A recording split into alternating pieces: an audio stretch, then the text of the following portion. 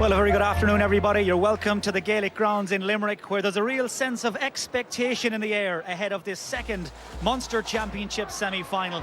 Everybody settling in for what we hope will be a game to match the occasion on what's a very changeable afternoon here in Limerick. Cork and Clare beginning the pre-match parade. Let's take a look at the players who will be occupying the main stage this afternoon. Last year's All-Ireland semi-finalists are without 6 of the team that lost to Galway due to injuries, illness, defections and a changing of the guard. Cork are captained on the field by experienced fullback Brian Murphy, with Christopher Joyce starting just his second championship game at number 6. Two-time All-Ireland winner Tom Kenny has been recalled at midfield, while Cian McCarthy also returns at number 10. There are first championship starts for both centre-forward Stephen Harnedy and Stephen Moylan in the corner, with scorer-in-chief Pat Horgan named at 13. Davy Fitzgerald has made 2 changes to the team that beat Waterford 3 weeks ago, with Nicky O'Connell and Podge Collins both forcing their way into the frame. David McInerney starts just his second championship match at full back in what is otherwise an experienced defence. Up front, talisman Tony Kelly hit 4 points from number 11 last time out, and along with John Conlon and Colin Ryan, has the potential to post scores from long range. Closer to goal, the little and large combination of Conor McGrath and Dara Conan are likely to dovetail in a 2-man full forward line, with Collins dropping a little deeper. And on the benches, Jimmy Barry Murphy has kept his skipper Pa Cronin in reserve as he recovers from pneumonia. Michael Cusson, another likely to get game time. Clare, well, they're likely to call on under-21s like Peter Duggan, Shane O'Morey and Cathal McInerney at some stage before the day is out. Well, there is very little that these two teams don't know about each other, even at this early stage of the season. It's the Munster Championship semi-final. It's Cork against Clare, and it's live next here on 3.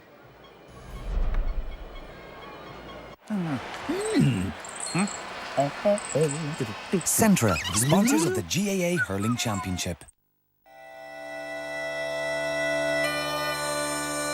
We have met triumph and disaster head on, and together still we are strong. With pride and joy, hope and passion, we'll take it from here.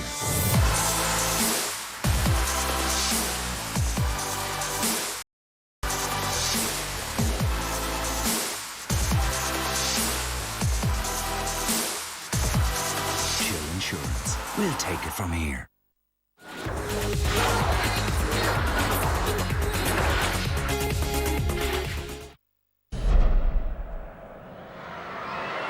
And you're welcome back to the Gaelic grounds, where there's a very strong breeze blowing right down the field from left to right as you look at the stadium here. And Cork captain Brian Murphy won the toss, and Cork, as far as we can gather, have decided to play against that strong wind in the first half. Mickey English, was it the right decision? The wind is a key factor here today. It's very, very blustery and very strong, as you say, Mike. I personally would always like to play with the wind, and I think you take the advantage when you have it. There's likely to be showers, and the wind mightn't necessarily be as strong. Try and get up a lead, and then try and hang on in the second half, and every score that you get in the second half forces the opposition to get 2. So people vary, but that's my personal view.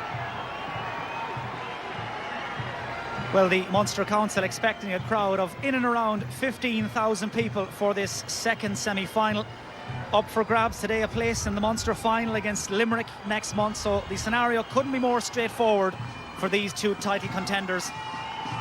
And a lot of pundits, a lot of the experts, Nicky, split on this. Clare favourites with the bookmakers, but I know you wouldn't write off Cork at this stage. Yeah, just about favourites, and but it's Clare I think should win. They've beaten Cork 2 or 3 times already, but it's a dangerous game for them. And Cork, I think, are dangerous. I think their Cork forwards, particularly the likes of Luke O'Farrell, Conor Lehan, those guys have a lot of talent, and Luke O'Farrell is capable of getting goals. And if for any reason Clare underestimate Cork slightly, and Cork can get goals and get a lead and get their tails up, they'll fancy it, because both teams, of course, will see it as a great chance if they can get to the Munster final to actually win it. So the stakes are high, really, and I think this will be close. Hard to call, really. Well, of course, Cork have been focused on today's game for the last 10 weeks since they lost that league relegation playoff here at the Gaelic grounds against Clare. This has been the only date in their diary that particular day, and they have also beaten Clare on their last 6 meetings in the championship. There is Conor Lehan, a young man on whose shoulders so much expectation rests. I think it'll be interesting to see what Cork will do with Tony Kelly, who's the playmaker at centre forward for Clare. I think that Brian Murphy might come out from the full back line and pick him up, and because he caused a lot of trouble for Cork the last time, and it'll be interesting to see if they do come up with a plan to mark Tony Kelly here today. Well, Clare made it to phase 3 of the All-Ireland qualifiers last summer. They've already knocked Waterford out of the provincial race. This a whole new ball game as we stand for the national anthem, our own Navian, played today by the Tulla Pipe Band.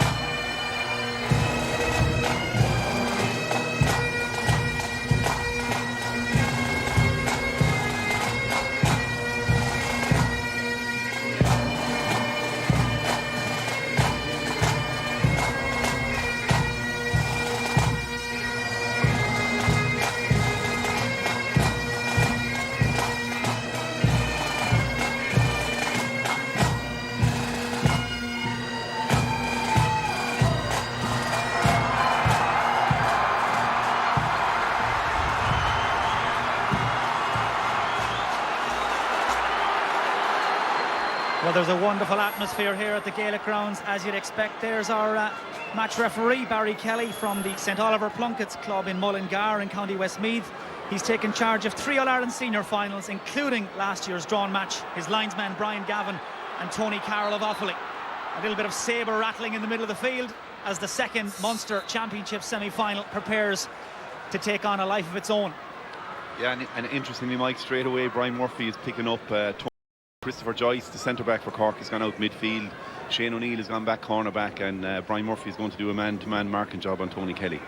Certainly a lot of switches, as Nicky said, in that Cork defence, and as you will have gathered, Cork have indeed decided to play against the strong breeze in the first half, as Cian McCarthy stands over this free, son of the great Cork dual star Teddy McCarthy. This just outside the 65-metre line, into the teeth of the breeze, which has dragged it out to the left and wide. Yeah, he didn't have any problem with the distance, Cian, but just left and wide. Bad start for free taker. Pa Kelly with a big booming puck out, carried on the breeze into the heart of the Cork defence. One back there by Conor O'Sullivan, who brings Anthony Nash into the match for the first time. The all-star goalkeeper down towards the wing forward, Conor Lehan. The Clare man nearest to it was Patrick Donnellan. A little bit of a scrap for possession, but Cian McCarthy does well to get it under control and chip it in the general direction of Seamus Harnedy. First man from his club to play senior championship for Cork today. Knocking it forward, won by David McInerney, the young rookie Clare full-back. Neatly worked out of defence by Clare. This is Nicky O'Connell, wearing 20. Now Colm Galvin, first-time ball, looking to service. Darragh Honan in there on the edge of the square. Stephen McDonnell is picking him up.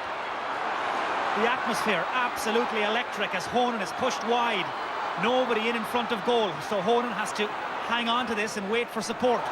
Well blocked down as 4 Cork men got in around him. One back by Shane O'Neill. He's been fouled, and a free out to Cork. Yeah, good play by the Cork defence to bottle up Darragh Honan. He wasn't going anywhere. He was trying to hold on to it, trying to look for a pass or look for someone, and eventually he's forced to throw it up and hit it, and gets blocked down, and they fouls Shane O'Neill on the way out. But good play by Clare before that. They worked the ball well out of their defence, and David McInerney did well to get it to clear it. Shane O'Neill, an All-Ireland senior medal winner with Cork, just requires some attention. It will be fascinating to see if Clare's well-drilled and well-organised approach can overcome Cork's more freestyling approach to the game. At this early stage, though, it's still very much helter-skelter. No sign of a rhythm as Jimmy Barry Murphy calls the shots ahead of this line ball. Yeah, really no pattern in the first couple of minutes. It's, you know, Clare half back line and midfield just possibly have won the most of the ball that has come around there, but no discernible pattern really yet. So William Egan from the Kilbrinn club cutting this one in towards Seamus Harnedy again. Bugler has moved into centre back, but Harnedy wins that first ball in the air. Didn't make good contact though, and that carries all the way through to Pa Kelly, who returns with interest down towards Conor McGrath. Jumping with Conor O'Sullivan. Gets it away, but only as far as John Conlon, who couldn't get it under control. And Cork work it out to Daniel Carney, looking for that full forward line. Timing his run perfectly there was Pat Horgan. Horgan onto his left-hand side, and that's gone up and over the bar. Cork hit the front in the 4th minute. So simple and so effective. Yeah, very good score by Patrick Horgan, and you know that full forward line that Cork have is dangerous. Luke O'Farrell himself, and that's a very good score. Come out and win it. And Seamus Harnedy won the previous ball off Brendan Bugler, so that's a good sign for Cork. Horgan starting this match at full forward, by the way, as William Egan gets in there. Shot blocked down by Podge Collins. Snaps up the chance, and the sides are level. Cork's lead wiped out in less than a minute. Podge Collins paying his way with that score. Yeah, certainly Jimmy Barry Murphy wouldn't be happy with that. William Egan, you know, he shouldn't be blocked down in that position. While Podge Collins did very well to block him down and put it over the bar, but you know, he should have moved out and cleared that ball. Anthony Nash deceiving the Clare players there with that clever puck out, but the delivery inside goes straight down the throat of Patrick Donlan. This is Conor O'Sullivan. Cork, remember, playing against the strong breeze in this first half. Good block as Daniel Carney was closed down very quickly. Nicky O'Connell manages to get it up under pressure and knocks it in towards Honan again. Parked like a pylon in there in front of the Cork goal. Ball picked up by Shane O'Neill, who is sandwiched by a couple of Clare forwards. He was being fouled, and certainly nobody standing back in the first 5 minutes. Yeah, no, he's been held there and made the most of it and got the free out. Nicky O'Connell actually has started well for Clare in the middle of the field, and you know, he's gone on the ball a good few times. He didn't strike it very well the last time, but he's certainly getting on the ball. Well, Cork haven't hurled competitively since that league relegation playoff back on the 14th of April. They have been quite busy on the challenge game circuit as Anthony Nash knocks this one in dangerously. Good strong hand from McCarthy, shot blocked. Bit of a ruck as Clare tried to clear their lines. Donal O'Donovan couldn't. McCarthy again hooked by Patrick O'Connor. It was a crucial interception, and across comes David McInerney to clean it up and clear his lines, and the Clare crowd love that. This is Conlon, very good in the air. Uses his strength to hold off Carney. Davy Fitzgerald helping Barry Kelly out there in calling that. Referee had blown for the free in any event. Davy Fitz, as he does most days, hurling every ball. The free taken down into the corner. Dara Conan. Referee plays the advantage. This is Collins. Collins taken out by Conor O'Sullivan. That's going to be a free into Clare. Collins manoeuvring himself into a goal-scoring position and taken down by the cornerback. Yeah, he's going to get a yellow card for that too. He probably had to make. He had to make the foul because Collins was straight through on goal. Good work by Dara Honan, who's won the ball every time he's come into me. He caught it and moves in, and a good pass into Collins here, and Conor O'Sullivan isn't taking any chances. He's taking him out straight away. But a good early free by Clare, and well won at this down in front of us here by John Conlon, who's super strong player. Looks like Tony Kelly could actually be going for goal here. Well, Colin Ryan is the regular free taker, and when Kelly approaches these types of opportunities, you'd have to think he has goal in his mind. Anthony Nash has brought 5 men back onto the line with him. They're expecting Kelly to go for it, and he does. Blocked by Nash, deflected away momentarily. McGrath is in after it. Daniel Carney trying to shield it. Flicked back in by Colm Galvin. It last touched a Cork hurl and it's gone out for a 65, but that could have gone anywhere. Yeah, and Cork, while Nash saved it well, You know, it took them a long time to, and Clare got a similar goal against Waterford where the ball held around, and ultimately Colm Galvin gets a swing at this when it goes out here to the right hand side. You see him moves out to Colm Galvin and he gets a swing at it, and Nash is forced to save again. So, you know, it's still 7 minutes gone. Clare playing with a strong breeze and only a point on the board. Might have been one that Tony Kelly had been better off hitting over the bar and get the scoreboard ticking over. So the 65 to Clare. Man standing over it, Colin Ryan from the county champions Newmarket-on-Fergus, with the breeze at his back, drilling it down towards the City goal, and he makes no mistake. Clare lead for the first time after 8.5 minutes. Yeah, I think Clare have had the best of it just so far. Cork have won some ball in their half forward, and Cian McCarthy, Harnedy, they haven't done a lot with it, but you know, Clare are playing with the wind, and they certainly will need a big lead at half time. Cork captain Pa Cronin, of course, among the subs from the start here. He is a regular target for Anthony Nash's puckouts. That one didn't stick, and now Clare go forward once more. Ryan trying to roll it across. Podge Collins sealing in. Collins! It's whistled out past Anthony Nash's right-hand post and wide. It was a glorious chance. Nobody picked him up, but he couldn't hit the target. Yeah, I think I mean, that was a super chance, and you know, he doesn't hit the target. That's a real mistake. He had to hit the target from there. He was right in on goals, and you know, Clare have had, that's been a feature of their play during the league, you know, and against Waterford, where they hit a lot of wides. Puck out gathered in the centre of the field by Colm Galvin from Clonlara, winding up, backs himself, and that has yards and yards to spare. Clare go 2 points in front, less than 10 minutes gone. Let's go down to the sideline and check in with our reporter, Kieran McSweeney. Mike, just very quickly on Cork's decision to play against this very strong wind in the first half. Cork believe they could get 25 or 30 minutes out of their captain, Patrick Cronin, and that was a big contributory factor toward their decision to play against the breeze in the first half. They think they'll be able to bring him on with 25, 30 minutes to go and land big puck outs down on top of him, so that could be a key factor toward the end of this game. Well, certainly the way Clare's half back line have started, you get the feeling Cork will need Cronin. That was a good strong hand initially by Patrick Donlan, and it sets Clare on the front foot. Here's Honan, beautifully taken out in front of Stephen McDonald. Now can he finish? Honan high, the umpires like it. That's 4 in a row for Clare. They have found their groove.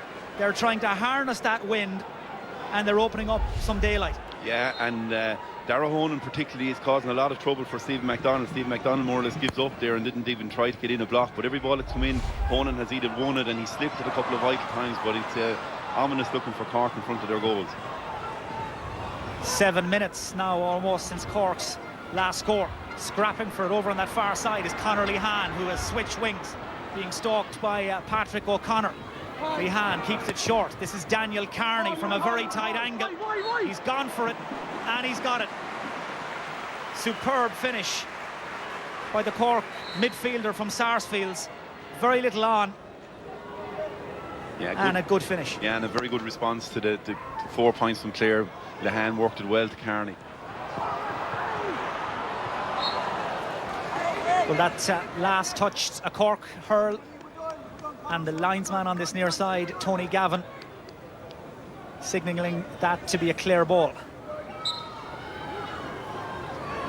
First 12 minutes have flown by as Galvin chips this in. They're trying to isolate Honan. Great hand, Honan! Well, he's doing as he pleases. Stephen McDonald finding him a real handful. Yeah, I see Jimmy Barry Murphy and Kieran Kingston have a little chat down here under us. I mean, it's too easy for Darragh Honan, and I think Cork are going to have to do something about Stephen McDonald at full back. Well, he's 6'6". He's got a really good hand, and that's his second point. Nash's puck out again, not sticking. Knocked away initially by this man, Pat Donlan. First time ball down towards Conor McGrath. Conor O'Sullivan though, matching him every step of the way. Gets it out short to Carney, the point scorer a moment ago. In over the top, O'Farrell is after it, and O'Farrell, his pace got him there. Now can Cork work something here? O'Farrell goes it alone. Good decision, really smart finish and that's a third for Cork. Yeah, Luke O'Farrell is a player. This is a really promising player. This is a guy you're going to hear a lot about in the future. And he nearly snuck in for a goal just before that. I thought Patrick Kelly was a little bit slow off coming off the line. Maybe the ball held up in the wind. But Luke O'Farrell nearly sneaked in for a goal, and he's very dangerous forward.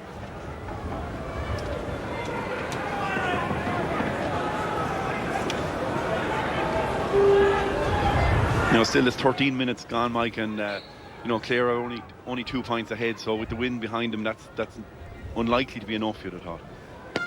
Well, one of the big statistics to come out of that league relegation playoff back in April was the fact that Clare won 35 of Cork's puckouts in that match, and they have started very impressively in that regard again today, Nicky. Yeah, their half-back line and midfield have got on top, but that puck out there from Patrick Kelly give you an indication of the strength of the wind. He's just hit it the whole length of the field.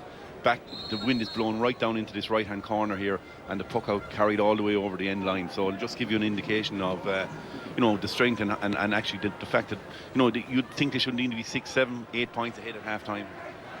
At the moment, just the 2 between them as Cork try their luck down along the left flank. Racing out onto this ball is the corner forward, Stephen Moylan. Gets there in front of his man, Donald O'Donovan, but O'Donovan made up the ground. Support comes from Colm Galvin. Galvin, an under-21 last year, gets it away down the field, but no Clare man at home in that half-forward line. Instead, it's Christopher Joyce knocking it back down towards his half-forward line. Covering back for Clare is Colin Ryan, just bolstering the centre of the defence there, anticipating the delivery. I thought he carried the ball a long ways there before he actually was fouled. He was possibly lucky to get that he didn't concede a free the other way. You know, he's been fouled there now, but he had certainly used his 4 steps well before that. And Ryan has stayed back to have a look at this free. He's just outside his own 45-metre line.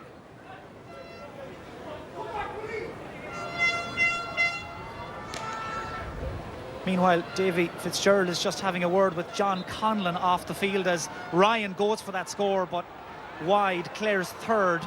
And there would seem to be perhaps some concerns about John Conlon. He, at the very least, is getting some. Yeah, he shipped a heavy blow earlier on there, so maybe he's still feeling the effects of that. Play resumes, ball breaks to Harnedy. It all opens up and Harnedy fizzes his shot over the bar. Well, he's making his championship debut today. I'm sure he couldn't believe all the space he was in there when that ball broke to him. Yeah, and he had options. It was a great chance, really. He could have got a goal himself, or you can see Luke O'Farrell on that side and Stephen Moylan on this side is totally free. He could have played in either one of them. That was a great chance for a goal. He's been lighting up the Cork County Championship with UCC. He can score goals. That time takes his point, and it's a 1-score game here at the Gaelic grounds as Nicky O'Connell has to go back and win that ball. Nothing on short, lofting it down towards the goal, but hit with very little conviction, really. And that will go down as another wide for Clare, their 4th. Yeah, that's a really bad wind by Nicky O'Connell. He had plenty of time, and the wind is blown from left to right across the goal, so he gave it no chance. He should have hit it much further left than he did.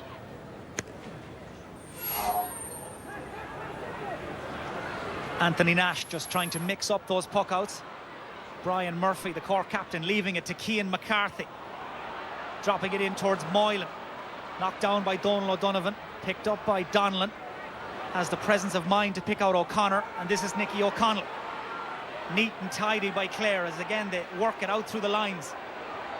O'Connell holding off Carney. Nobody at home in there in front of the goal. And eventually O'Connell just ran out of road. Lovely sleight of hand by William Egan. And that Clare attack has petered out. Poor hand pass given away to Conor McGrath. We've seen very little of him so far. Standing on the 45-metre line, inside his range. And that's his first of this Munster semi-final. Restores Clare's 2-point cushion, but Cork really only have themselves to blame. No, plenty of mistakes from both sides there, and I think it was Christopher Joyce ultimately coming away with the ball and hand passed it back to Conor McGrath, who couldn't miss him in front of the goals. Nash this time looking for Cian McCarthy, does really well. Got himself out in front of O'Connor. Pat Horgan won it, pulled back and fouled. by David McInerney, Clare full-back from Tulla. Yeah, I think Jimmy Barry Murphy will be encouraged by the fact that Cian McCarthy is one ball, Harnedy is winning ball in their half forward line. That they didn't do that against the Clare half back line the last day, and they are playing against the wind, and it does look dangerous. Patrick Horgan, Luke O'Farrell, they just look they're able to create space, and they look dangerous. Well, Davy Fitz there again talking to John Conlon, who would seem to be in some difficulty as Pat Horgan takes his point, keeps that scoreboard moving. And with the first quarter of the match now over, Cork are very much within striking distance, playing against that strong breeze.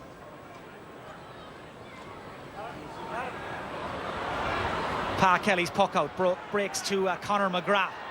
Very little room to work with, does well to buy himself some time and space. McGrath looks to have caught it sweetly, and indeed he has. Beautifully done. His second of this first half. We have some activity on the sideline again. Let's go down and hear from Kieran McSweeney. To confirm that John Conlon is coming off a big blow to Clare's hopes. Aaron Cunningham replaces John Conlon. Conlon had been given a little bit of time to see if he could run off whatever that injury was. He came over to David Fitzgerald twice, but they've taken the decision to withdraw the wing forward. Well, he's a real warrior, Nicky. Big loss. Yeah, he's a big loss because he's physically strong, and actually where his loss will really be felt was when they turn into the wind in the second half, and they'll be looking for someone to win the ball into the wind, and John Conlon would be well capable of doing that. And the man who's in, Aaron Cunningham from the Wolf Tones club. Very different type of player, as all eyes again fall onto the Clare free taker Colin Ryan, midway between his own 45 and 65. These are all pressure frees. On a big day like this, they all count, and that one has been missed again. Yeah. It's a strong breeze, but it is blowing into that right corner, and it's taking him just a little longer than he'd like to get to grips with it. Yeah, it's not an easy day to take frees, particularly long distance ones like that, because the wind is having a big impact on the ball. So 20 minutes gone, and Clare leading by 2 points. I think Conor Lehane just carried that ball over the line. He's been quiet so far, Conor Lehane. He hasn't been really in the game as much as Cork would want him to be. Linesman and referee working well together there. It was Lehane who was under serious pressure from Patrick O'Connor. And Colm Galvin will cut this. Nothing on short. Picks out Tony Kelly, who's been very quiet so far in this game. This is William Egan. Luke O'Farrell a long way out from the full forward line, and he's brought Cian Dillon with him. Good ball, superbly taken by Pat Horgan, turning onto his left hand side. Horgan over his shoulder, and that's gone over the bar. His third point of this first half. Lovely hurling from Cork. Classic Cork. They're back to within one. Yeah, it's like they're very... O'Farrell and Patrick Horgan have to beat it to their men, Dillon and McInerney, all the time. They look very dangerous anytime the ball gets in near them. A lot of pushing and shoving and holding going on when that puck out from Pa Kelly dropped, and Barry Kelly felt a Clare man was the sinner in chief. Yeah, and interestingly, like you just mentioned, you're saying about Tony Kelly, he hasn't been in the game at all since the game started. Over 20 minutes gone, and that's the first ball he got on. And Cork will be delighted the way Brian Murphy is handling him. He's following him everywhere he goes. Anthony Nash comes from his goal to take this free. Moylan can't hold it. Galvin in to pick up the breaks, but couldn't execute the hand pass. Horgan has stolen it back for Cork. This is Harnedy. Loose man on that far side is Luke O'Farrell. Again, he has to work very quickly. Farrell knocking it down towards that goal, but just couldn't get the contact he needed. That's a second wide only for Cork. Yeah, but again, it was smart play before. They created a chance. It wasn't a great chance, but they created it well, and Harnedy and Patrick Horgan, they kept playing it around and creating a chance. They're playing with a bit of confidence. We're hearing it's a shoulder injury that has knocked John Conlon out of this match, as Conor McGrath does his level best to try and get that ball under control, but as you would expect in a Munster semi-final, the pressure and the intensity is quite relentless.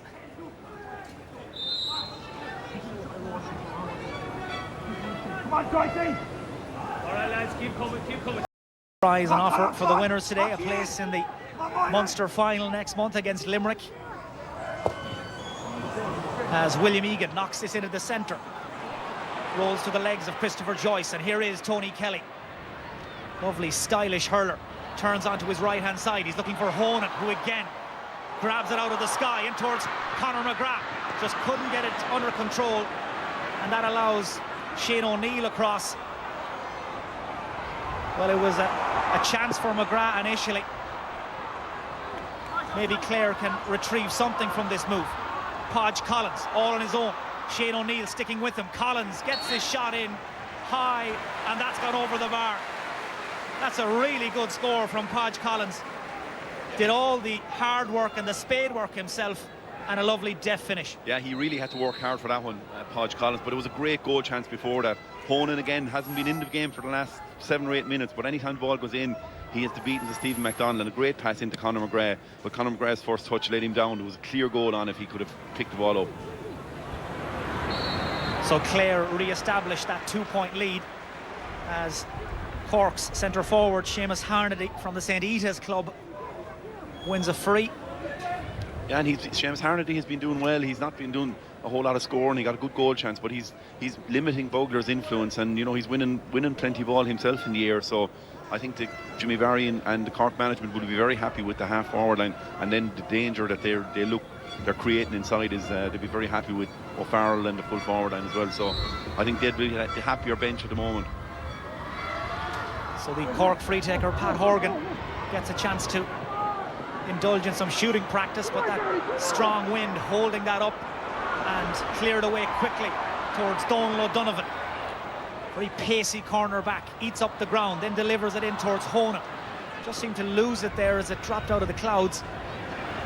And Anthony Nash takes his time, tries to pick out the pass, but it looked like Clare had that well under control, and in the end it all works out.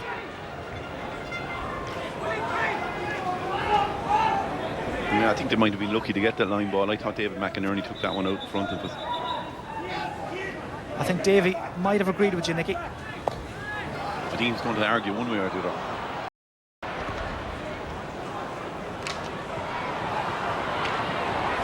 Colm Galvin does well. Very good close control. Rides the challenge of Daniel Carney. Tries to step by O'Neill. Needs help. It comes from Podge Collins. He also met by a couple of Cork men. They were lying in wait there as he tried to skip down along the sideline. This is Tom Kenny, and who hurls with the Granada club. Poor hand pass given to Collins. Podge Collins accepts it gratefully and hammers it over the bar. That's Podge Collins' third point. He's been doing very well, and you know he's working very, very hard. I mean, ultimately poor hand pass by Tom Kenny, but there was a lot of pressure on both sides. Applied a lot of pressure to the opposition there, and mistake from Kenny at the end. So Clare now go 3 points in front. Cork, remember though, will have the aid of the elements in the second half. Nicky O'Connell gets it out through the back door towards Pat Donlan, the Clare captain. He was hassled and harried though by this man, Conor Lehan. Very tight angle, too tight for the Cork wing forward. It's just their third wide. They've been very economical and efficient. Yeah, I think they will still be disappointed with you know, Conor Lehan has not been in the game, and you know he rushed that chance. He can give himself no chance of scoring it really. Tom Kenny's pathway blocked initially, got it away, but grabbed impressively by Patrick Donlan, knocking it down along that left-hand side towards Conor McGrath. This is Conor O'Sullivan. And the cornerback from Sarsfields picks out Anthony Nash from Kanturk. Gives it to Shane O'Neill. Cork in no hurry there to puck that ball away. And now O'Neill tries to set Lehan on his gallop. But once more, Patrick O'Connor has the measure of him. Good play by the Clare wing back from Tubber. As the crowd in this stand here in Limerick greet that clearance.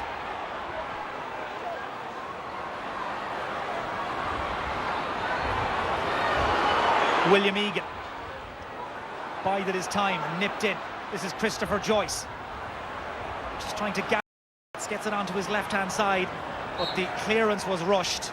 And every time a Cork defender gets on the ball, he is pushed from pillar to post. The Clare pressure constant, as you'd expect. Yeah, that's the way Davy Fitz likes to play, and they're applying pressure. But in fairness to Cork, they're doing a similar job. But again, Christopher Joyce a little bit inexperienced there, really, and he hit that ball to nobody. I think the sun actually is a factor as well here, where we saw Dara Honan a little bit earlier losing the ball in the air, and it just happened a few minutes ago again down at the Cork goal, where the sun is in the eyes of the players as the ball is coming a long ways with the breeze.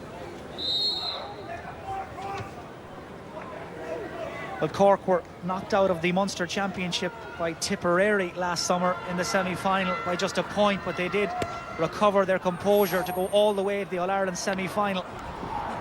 Jimmy Barry Murphy has shown he can prepare a team for championship. He can get them right for the big day, and they are by no means out of this. It's just not really working for Conor Lehane there at the moment. Again, just fall out of his hand and out over the line. But so it'd be a test of him today. Sideline cut from Patrick O'Connor. Seemed to drill into his own man there, Nicky O'Connell. Gets it back to Pat Donlan, being chased by Moylan, and now Luke O'Farrell. O'Donovan can't hold it.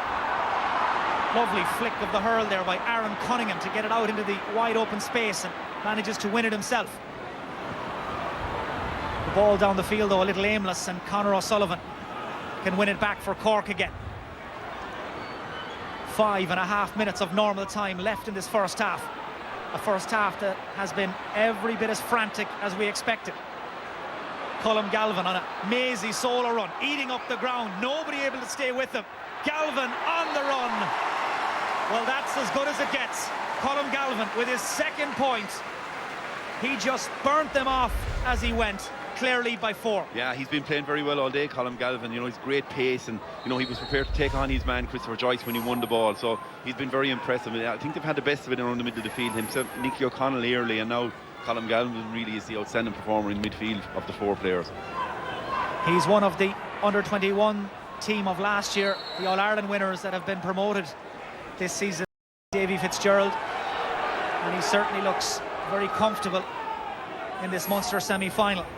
That's a foul and a free to Cork. Yeah, I think it's soft enough and needless really by Patrick O'Connor. He's been having the best to Lehane, and this one wasn't going anywhere really, and he just pulled soft enough really, I think. Cian McCarthy there just looking over his shoulder a moment ago to get some instructions from Jimmy Barry Murphy as he prepared to take this free.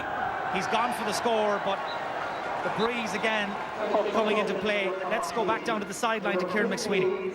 Just very quickly, Mike, Stephen Moylan is being withdrawn here. Jamie Colin from Newtown Chandler replacing him. There had been some discussion between Kieran Kingston, Jimmy Barry Murphy and their selectors up here behind us in the stand over whether they should make that move or not, but just before half time here, Jamie Colin introduced.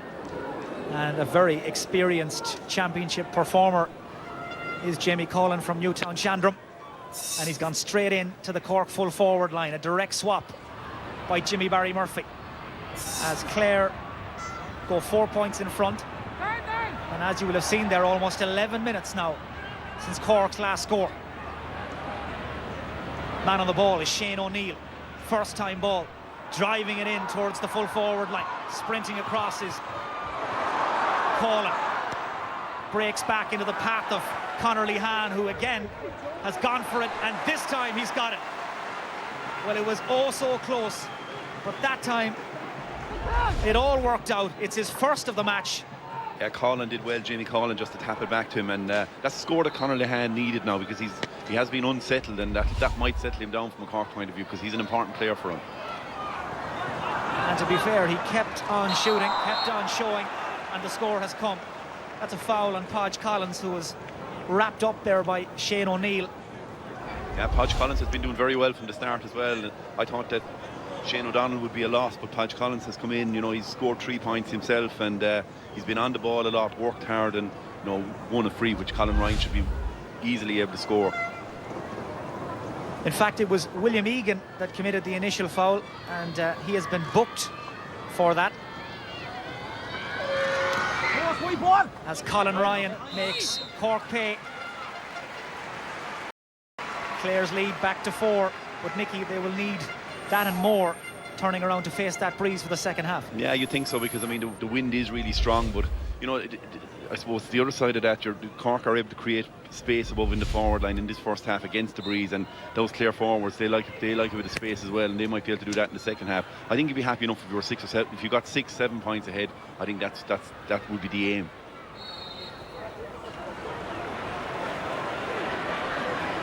Nine of Clare's 11 points in this first half, by the way, have come from open play. They may not be hitting the net regularly in the last 12 months or so, but they do score points for fun when their eye is in. Yeah, it's been a problem for them though, and you know, they have had a couple of goal chances here. You know, Conor McGrath certainly had a great goal chance. Podge Collins had another great goal chance. So they, you know, if they had those 2 goals, it would be they'd have a lot of clear daylight and be in a much stronger position. Anthony Nash called from his goal to hit this into the breeze. Nash nails it. An inspirational score by the Cork goalkeeper, Anthony Nash. He has a ferocious belt of a ball. Yeah, I saw him taking a penalty in the league against Galway, and it was scary. He hit it so hard. And perhaps that can lift Cork with half-time in sight. Nicky O'Connell.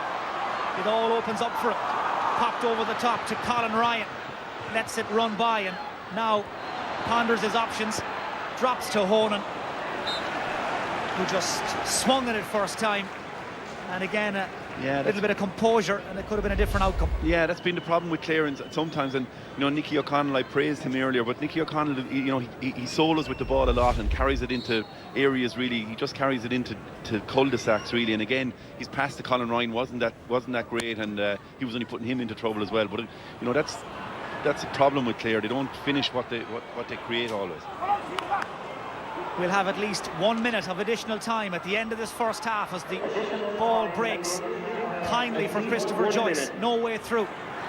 Forced to take the scenic route. He's got Cian Dillon and this man, Colm Galvin, chasing him down. And Galvin, who's put in some first half, clears his lines defiantly down towards Honan. Carries it over his head and won back there by Conor O'Sullivan. Neat and tidy and very economical. He's been superb, Conor O'Sullivan. This is Tom Kenny. Quick look up to spot the run of Seamus Harnedy. Brendan Bugler, man of the match against Waterford, was with him every step of the way. He was being held as well, the number 5 from Whitegate. And that's a free to Clare, and another Cork attack comes up empty-handed. Yeah, I think Clare would like to get the last score before half-time now if they couldn't get the lead back to 4 points. Huge free down again in the general direction of Honan, but not even his 6'6" frame could keep that in play. Clare's 7th wide as Barry Kelly calls for the ball. This Munster semi-final still very much in the mix. Much for Davy Fitz and Jimmy Barry Murphy to ponder. At half-time, Clare lead Cork by 11 points to 8.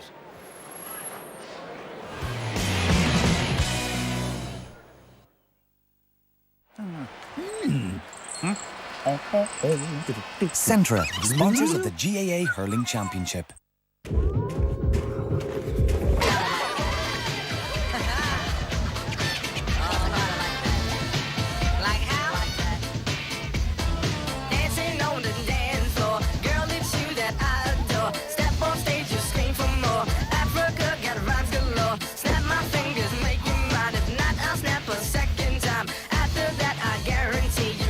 Standing next to me, left or right side, take your pick. But girl, you got to make it quick, baby, baby, baby. I know I drive you crazy. Yeah. Coors Light, Rocky Mountain Cold Refreshment. Save the day with the big deal from Domino's. A large pizza, garlic bread, wedges, and 2 cans of Coke for just $19.99. The big deal from Domino's. Nose, help! These stairs never end. Just like my cold, I'm totally blocked. Don't let congestion slow you down. Help clear your nose with Otravine. Because Otravine is applied exactly where it's needed, Otravine can work up to 7 times faster than decongestant tablets to unblock your nose. Otravine, Ireland's #1 nasal spray brand. When you're not hydrated, Donos. your brain's not at 100%. Donos.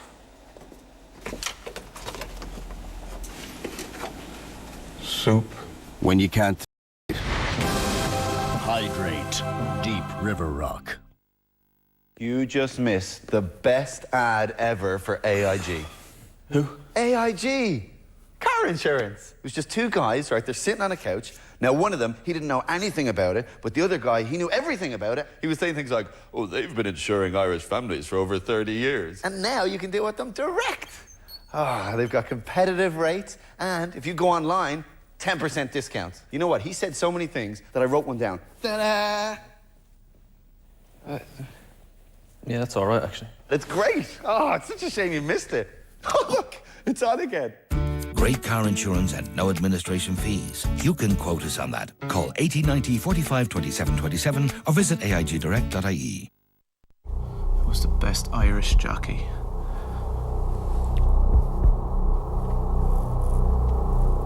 Think you know? ShawneeMac.com for online sportsbook on your mobile app, laptop or tablet. ShawneeMac.com. Now online. Dangerous sex fiends are lurking in every corner of our society. These perverts were pillars of the local community until their dark secrets emerged. I'm Michael O'Toole, crime correspondent with the Irish Daily Star. Read our in-depth supplement on sex crime in Ireland, from the beasts among us to the courageous victims who shouted stop. Only in Monday's Star. Better because we're Irish. Whether you're travelling to the UK or heading stateside, explore more, do more, worry less with the new sterling and US dollar cards from Unpost. It's safer than cash, cheaper than a credit card, and you can use it wherever you see the MasterCard acceptance mark. Unpost. Do more. Yeah, okay.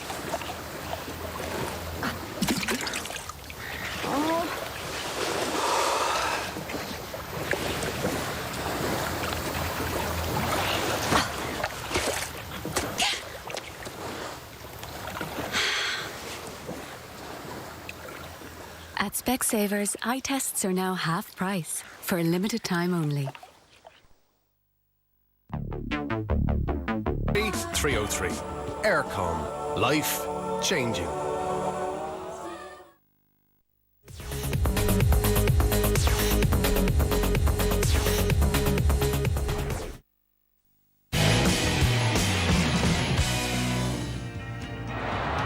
Colm Galvin driving through the Cork defence for one of those standout scores for Clare in the first half of this Munster Senior Hurling semi-final. They lead by 3 points, but with the aid of a substantial wind, which Cork will have in the second half.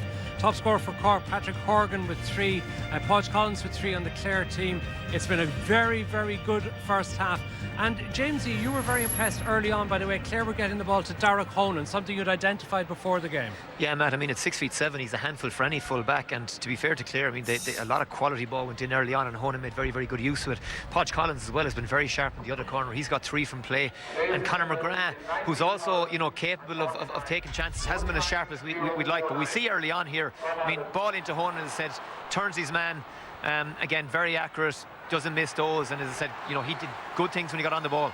Yeah, again, we spoke about him before the game, just the size of the man, you know, a huge athletic build, a great hand, great goal chance opportunity there actually, but took the point. But he's absolutely gone to town on Steve McDonald. Are Clare giving him enough of the ball, and will he get as much ball in the second half now coming into the wind? Well, that depends on what Cork do out the field. I mean, with the amount of ball that went in the first half, it was actually a reasonable amount of supply to a full forward, and damage came off, and every time it went in, he created problems. The problem Cork have is, McDonald has the size on him. The rest of the Cork defenders, probably aside from Murphy, don't. So, I mean, Jimmy Barry shouted up to the selectors at one stage in front of us, Honan, as if to say, you know, what are we going to do? But they still haven't made a switch. Okay, now what about the Clare goal chances? Let's just have a look at these, Jamesy, because particularly there was a chance for Tony Kelly off for free. Yeah, and I suppose it was 10 minutes into the game, Matt. I mean, you're well entitled to go for the goal with the breeze behind him, but he hit it straight at Anthony Nash, and to be fair to the keeper, he stood tall and made a good save, and Conor McGrath had another bite at it, but Cork ultimately, you know, cleared their lines, and ball ultimately went wide. But as I said, Honan here again, you know, if he was in possibly there if he hadn't slipped, but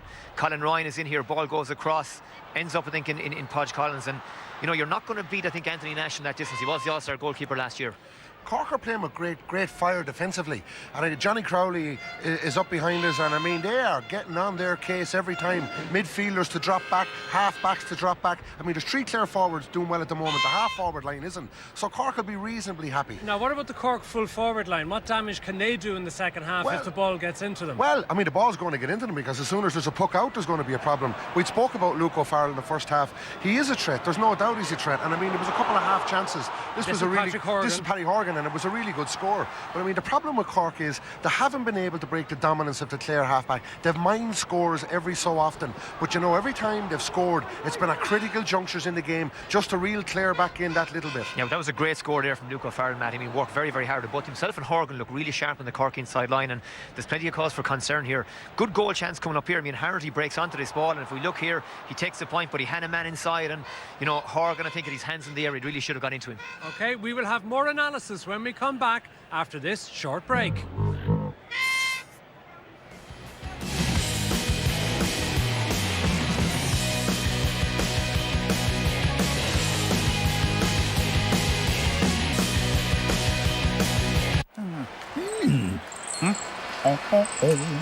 Centra, sponsors of the GAA Hurling Championship.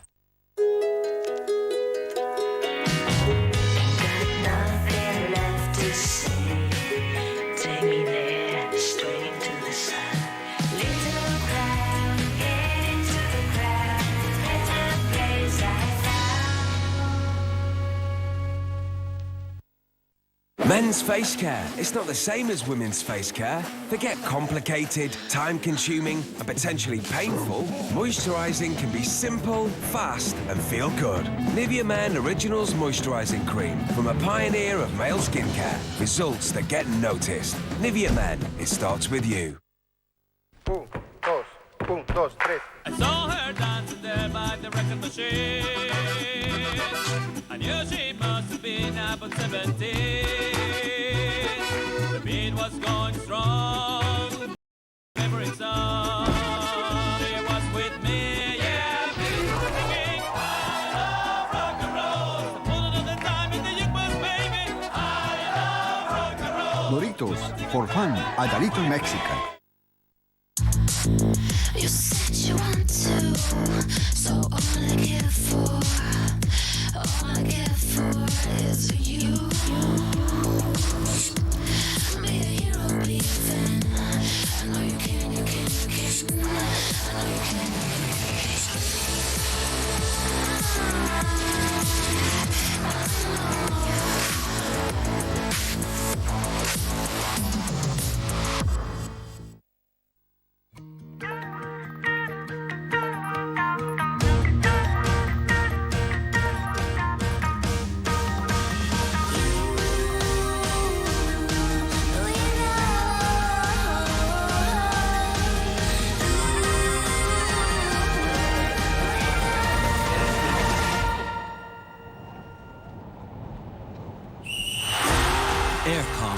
GAA. Experience more. At Harvey Norman, the twice-yearly Big Sale just got better. Further reductions store-wide in furniture, bedding, computers and electrical. Bigger savings on sofas, dining furniture, beds. Bigger deals on digital cameras, tablets, laptops, TVs. And even bigger discounts on washing machines, dishwashers and kitchen appliances. With deals so big, why shop anywhere else? See harveynorman.ie for the biggest deals. Harvey Norman's Big Sale. The one and only. Don't miss out. Go! The same hoarse voices, the same clenched fists, the same words uttered that some sitters missed, the same soaring highs, the same crashing lows, the same oh yeses, the same oh noes, the same old characters, the same place in the stands, the same mad passions. We're the same, we're fans. Love GAA, read Irish Examiner's Monday Sport. Protect your home from the unexpected for less. If you have a club card and you're a new customer, you'll get a third off Tesco Bank Home Insurance for the first year. Just take out a policy by the 25th of September. Minimum premiums apply. Call 1890 705 705 or visit tesco.ie/finance and see how much you could save. This is the moment when one person thinks goodbye and the other thinks great buy. Whether you're buying or selling, make your moment happen hassle-free. with carzone.ie. They've charged your son with distribution of narcotics. What? The only way out, I'm gonna get you out of here by going undercover, is to take them down. It sounds like he ready for the game. Dwayne Johnson. You sure you can pull this off? You just gotta trust me. Snitch. In cinemas now. What's in the Streetwise menu? It's a selection of our great value classics, like the original recipe snack box for just $2.99.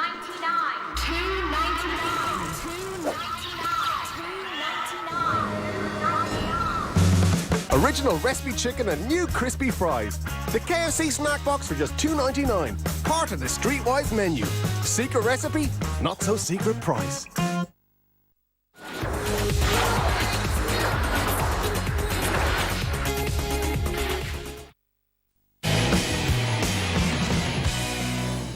With thanks to Chill Insurance, big supporters of the GAA, we're giving 2 fans the chance to win VIP tickets for themselves and 3 friends to the Leinster Senior Football semi-finals at Croke Park on Sunday the 30th of June. It's all thanks to Chill Insurance. We'll take it from here. To be in with a chance of winning this prize, text GAA to 57199 or call 1550 999 091 and answer this question. Who did Dublin beat in last year's Leinster Senior Football final? A. Offaly, B. Meath, C. Kildare. You need to be 18 or over to take part. Terms and conditions apply. 3 points in it here in Limerick between Cork and Clare. We're expecting the introduction of Pat Cronin in the second half for Cork Dahi. How significant can that be?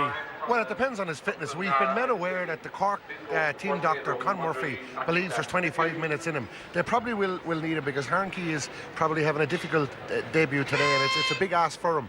It'll be critical, but it'll be depending what way they use him with the puck-outs. I mean, Jamesy made a great point. It's not as simple as Nash just lorrying it down the middle of the park because they have to win. If they're doing it gets into a heap, it's going to suit Clare down to the ground. Cork need to be extremely disciplined in what they do. They must spread it as wide as they can in the second half. And the temptation for a goalie sometimes, you know, when you have that win behind you, is just to lorry it along.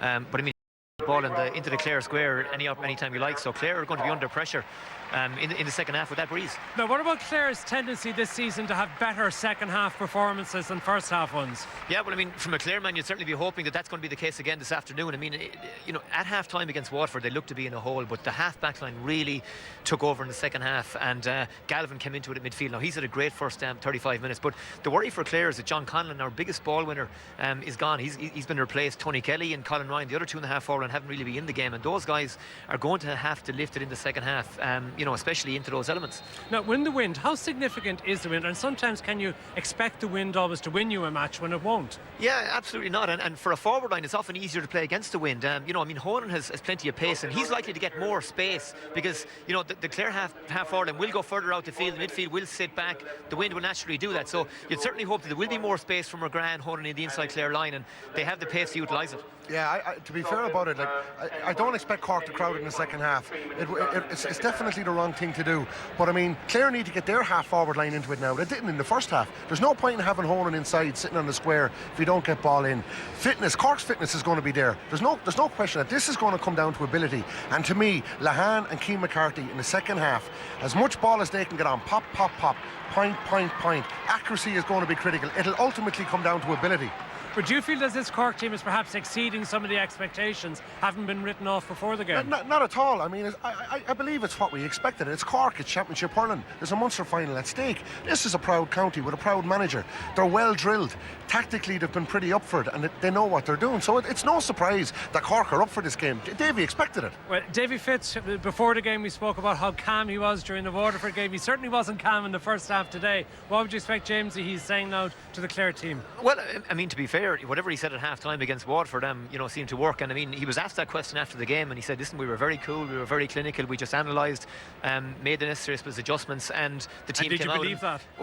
Well, listen, the team ultimately performed in the second half, and that's the acid test. But listen, they're going to have to dig deep to win this game, Matt. There's only 3 in it. You know, all to play for. You get an opportunity at half-time. There's absolutely no point in roaring and shouting at players. They don't absorb it. You need to clinically look at where we're winning, where we're losing tactically in the game, and address it, and keep cool heads. Well, we see Jimmy Barry Murphy coming out. What do you think he will be saying to the players as to how they should perform in the second half? Keep it spread, Matt. Keep it spread up front. As Jamesy alluded to already, you lorry that ball down the middle. That Clare half-back line, McInerney full-back, big, strong men. Again, Lahan and Keane McCarthy and the introduction of Cronin are key. They're very talented ball players. Yeah, well, Cork have to play to their strengths, and Luke O'Farrell and Horgan, I thought, looked really, really sharp in that inside line. And you know, they didn't get enough ball, but when they did, they made very, very good use of it. And you know, you want those guys, you want the ball in the hands of those guys as often as possible. And if they're a threat as they are in the second half and they get the possession, you know, Clare will struggle. Okay, well, the Clare team is coming back out on the pitch, so let's go back over to our commentary team of Nicky English and first Mike Finnerty. Yeah, thanks very much, Matt. You're welcome back. Both teams out for the second half. The attendance confirmed, by the way, as 19,049 here for this second Munster semi-final. Limerick waiting impatiently, I'm sure, in the wings. And Nicky English, Clare defending a 3-point lead at half-time, but they will play against the wind in the second half. What's your prediction at this stage? Yeah, and before the match I found it hard to call, and I still find it this game hard to call because you know, there is the possibility that the type of game that Clare plays might be suited to playing against the wind, and you know, the wind doesn't win a game for you. Cork still have to come and win it. So the second half off and running then. Cork will play from left to right in this second half. Jimmy Barry Murphy building a team on the principles of speed, skill and athleticism over the last couple of years. He believes those attributes suit his Cork players. We're about to find out if it will prevail over Clare's supreme level of fitness and that unwavering ability to stick to the game plan regardless of the situation. It's set up for a fascinating second half. Yeah, I think this is going to be a great second half because Cork are not just going to come out here with the wind and win this easily. Clare, as you saw there, even Aaron Cunningham, you see that run on the style, but there's Podge Collins fouling Shane O'Neill there. You know, you didn't need to foul him, the ball was up there. Huge free down from Anthony Nash. Huge free, dropping in, breaks towards Horgan. A little bit of a ruck developing as somebody tries to dig it out.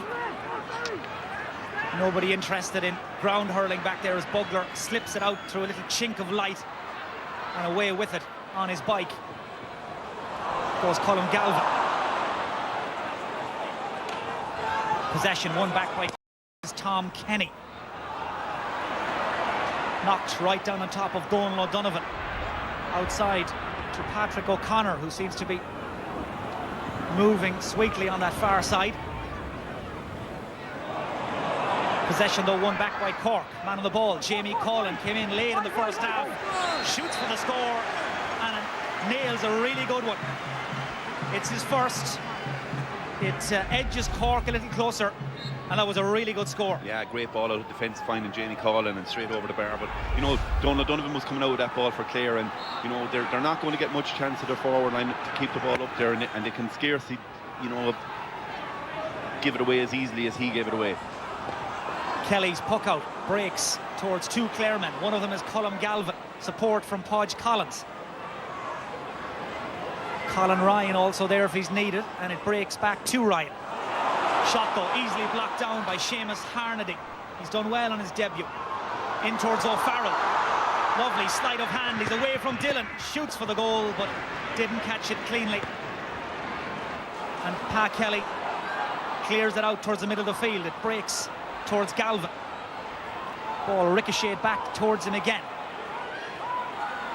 Clare just getting the bounce of the ball as Conor McGrath drops his shoulder to buy himself some time and space. Got the shot in before the arrival of Conor O'Sullivan, but into the wind and out for Clare's 8th wide. Now that is poor from Conor McGrath. You know, he ultimately he didn't choose to shoot, but here we see Luke O'Farrell at the other side. This fella's really dangerous.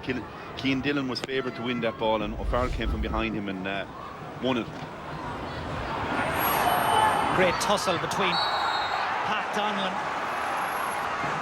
and his immediate opponent there, Pat Horgan. Yeah, it's free there. All, you know, Patrick Horgan should be easily able to score this, but some worrying signs for Clare. You see Pat Donlan there, he just give away Stoop. You know, that was a needless free really, and you know, their use of the ball in the first few minutes of the second half hasn't been good enough when they've had it. We've seen Donal O'Donovan giving it away, and we've seen Conor McGrath not using it. And on both occasions, Dara Honan had plenty of space in front of him, and you know, he was good in the first half.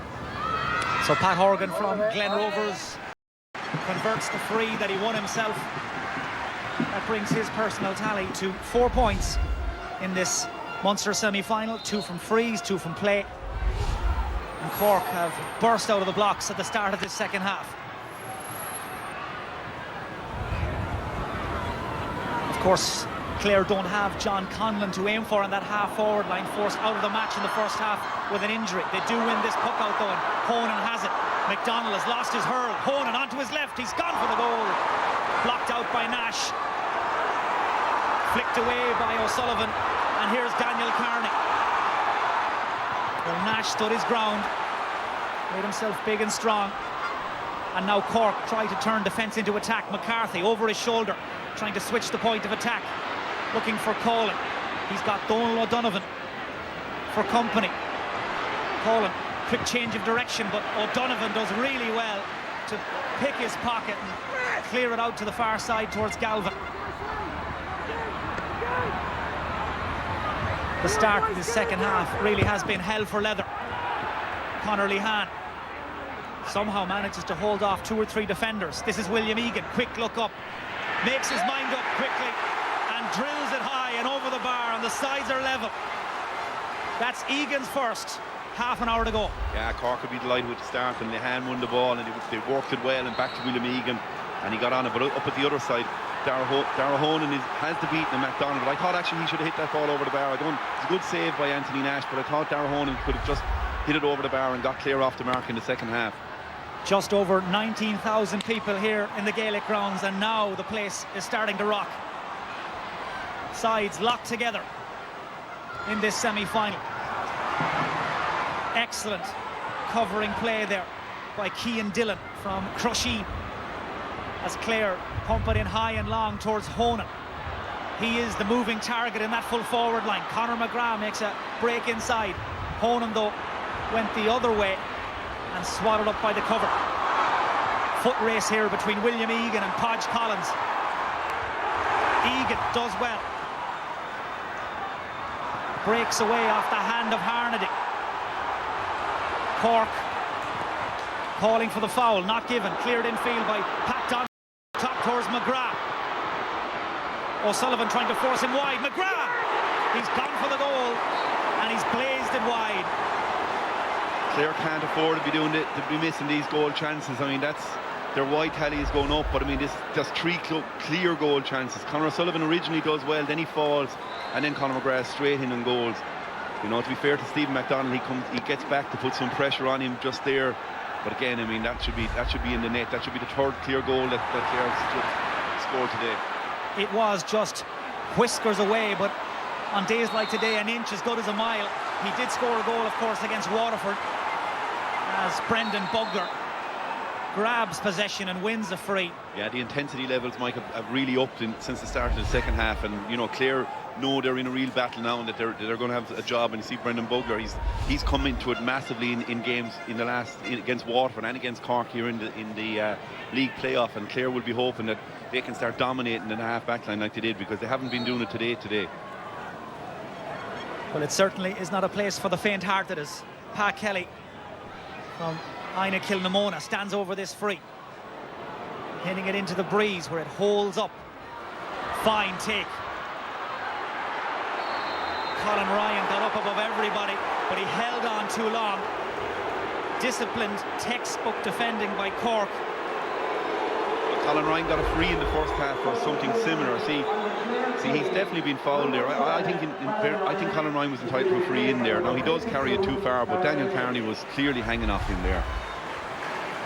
Well, certainly the replay told a different story, as Fergal Lynch is introduced in place of Colin Ryan, as Davy Fitz tries to shake things up.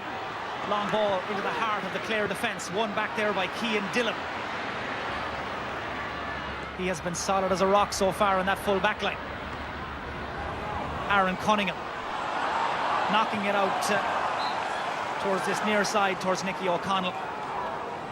Ball won the race, possession back to Cork. Yeah, again, though, poor use of the ball by Clare. You know, Cian Dillon did superbly to come out, and Aaron Cunningham, you know, won the ball, but I mean, that should have been straight into Nicky O'Connell's hands, and they are putting themselves under pressure. When they have the ball, they're not using it as well as they should be. Teams have been twice in this Munster semi-final. as the ball is knocked in towards Conor McGrath in a tussle with Conor O'Sullivan. Breaks back to Lynch. Here's McGrath again. Little buzz of anticipation as McGrath is closed down. He just took too long to make up his mind, and the chance was gone. As Conor Lehan, despite his best efforts, can't keep that ball in play. Yes. Line ball to Clare. It's just not really running for Conor Lehan, but in fairness to Patrick O'Connor, he's been the best defender for Clare, and he's been superb on Cork's most dangerous player today. But again, referring back to Conor McGrath's miss there, that's again, you know, you can't afford to be missing those chances, and just he had a clear chance of a point. Teams level here in Limerick, and we're just hearing that Leitrim and London have drawn their Connacht Senior Football Championship semi-final in Carrick-on-Shannon. Of course, the Connacht Football Final live on 3 next month, and the defending champions Mayo will have to wait a little longer before learning the identity of their opponents in the final. Here at the Gaelic grounds, 25 minutes to go. I'm sure Anthony Nash should come out and take this. He's clearly within his range. 8 different scorers so far for Cork in this game. Nash, one of them.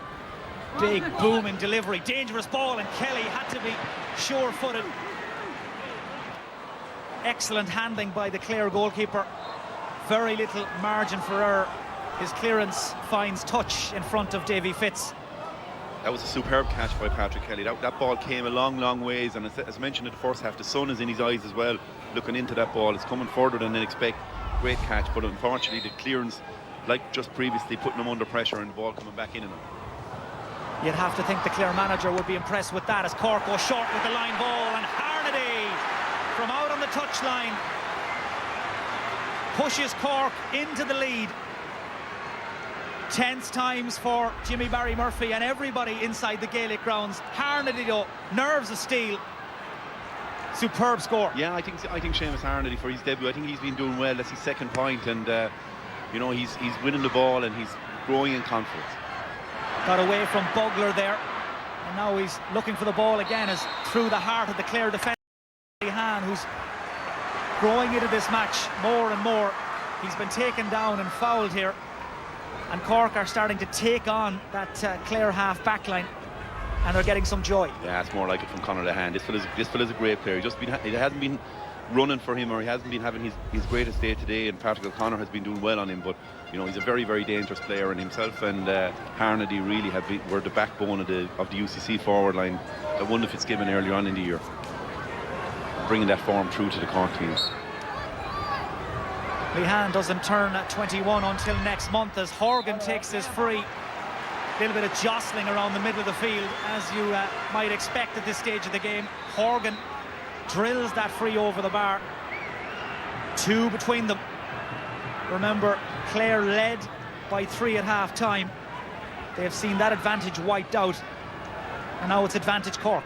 Yeah, and it's worrying for Clare, really. You know, they haven't scored in the second half, and you know, they've had a few chances, and Cork haven't missed a whole lot. But Clare have been really working hard in defence, and the pressure is on them, and you know, it's certainly, the tide has certainly turned and in favour of Cork at the moment.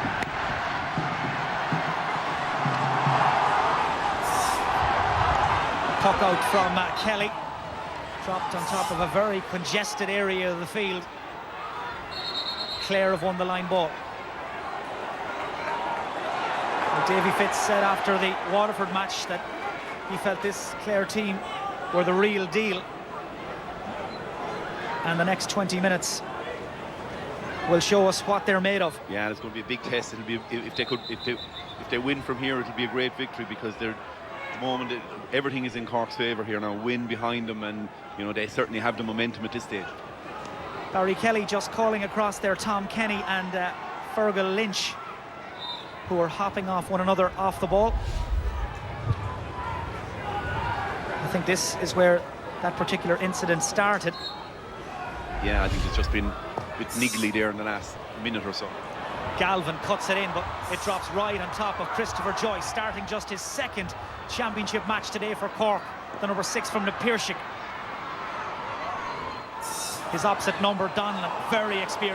Out to Galvin, tries to juggle his way past a couple of Cork men. Possession stolen back by Daniel Carney. Carney forces that a little bit, and O'Donovan read it like a book. Uses his pace. Pat Donlan had to watch a wicked bounce there. Had to delay his shot, blocked down by O'Farrell, fired in by Colin. And the roar of the crowd will tell you all you need to know. Jamie Colin, with a wonderful score, has pushed Cork 3 in front. They got in the face of Pat Donlan, blocked him down, and Colin's finish was top drawer. Yeah, Luke O'Farrell is just a cameo of the game.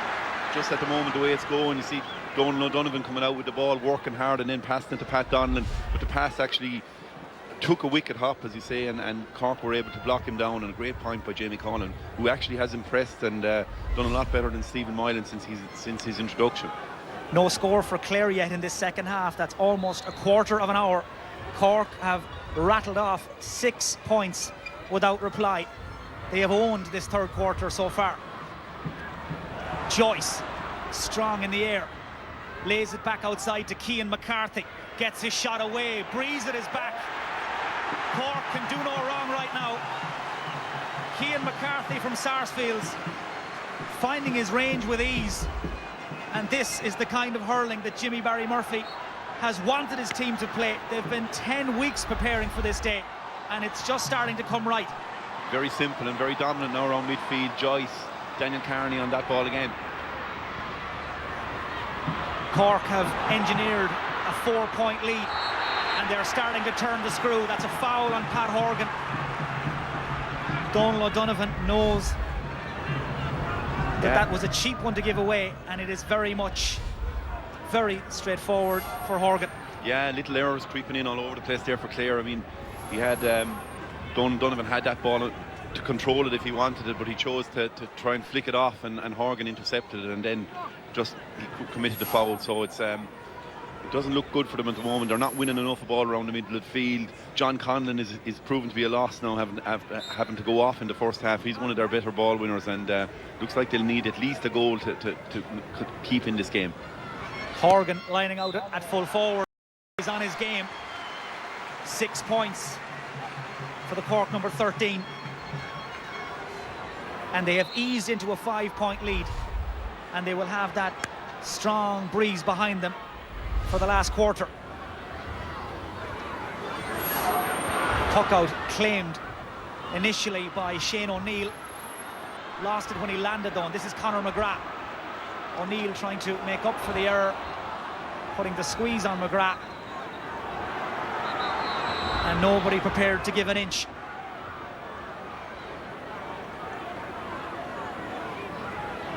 Yeah, I think this is going to be a throw-in ball here.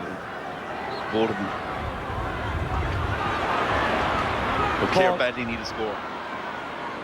Possession won back by Clare after that throw ball. This is Bugler. Was outstanding against Waterford, and now they need him to take this match by the scruff of the neck. Trying to link up with Kelly, who's been on the periphery of the match for the most part. Lovely ball, controlled beautifully by Podge Collins. Clare need a score, and Collins delivers. 17.5 minutes since the second half started, and Clare have finally opened their account. That's Collins' 4th of the day. Yeah, the ball is not coming up to their forward line often enough against this wind, and every time it comes up they have to take advantage of it and get a score, and that was well worked, but they need more of it. Nash's puck out finds Cian McCarthy, twisting and turning, trying to lose his marker. Good control there by Harnedy. Shot blocked down. Well, they may be struggling for scores, but Clare's work rate and intensity hasn't dropped off, as O'Neill got there in front of his man initially. So much pressure though being applied. Carney into it back for Cork. Has to use it or lose it, and gets it down the line towards Luke O'Farrell. The full forward from Middleton lays it back towards Harnedy. Barry Kelly has blown his whistle for a foul on Harnedy by Nicky O'Connell.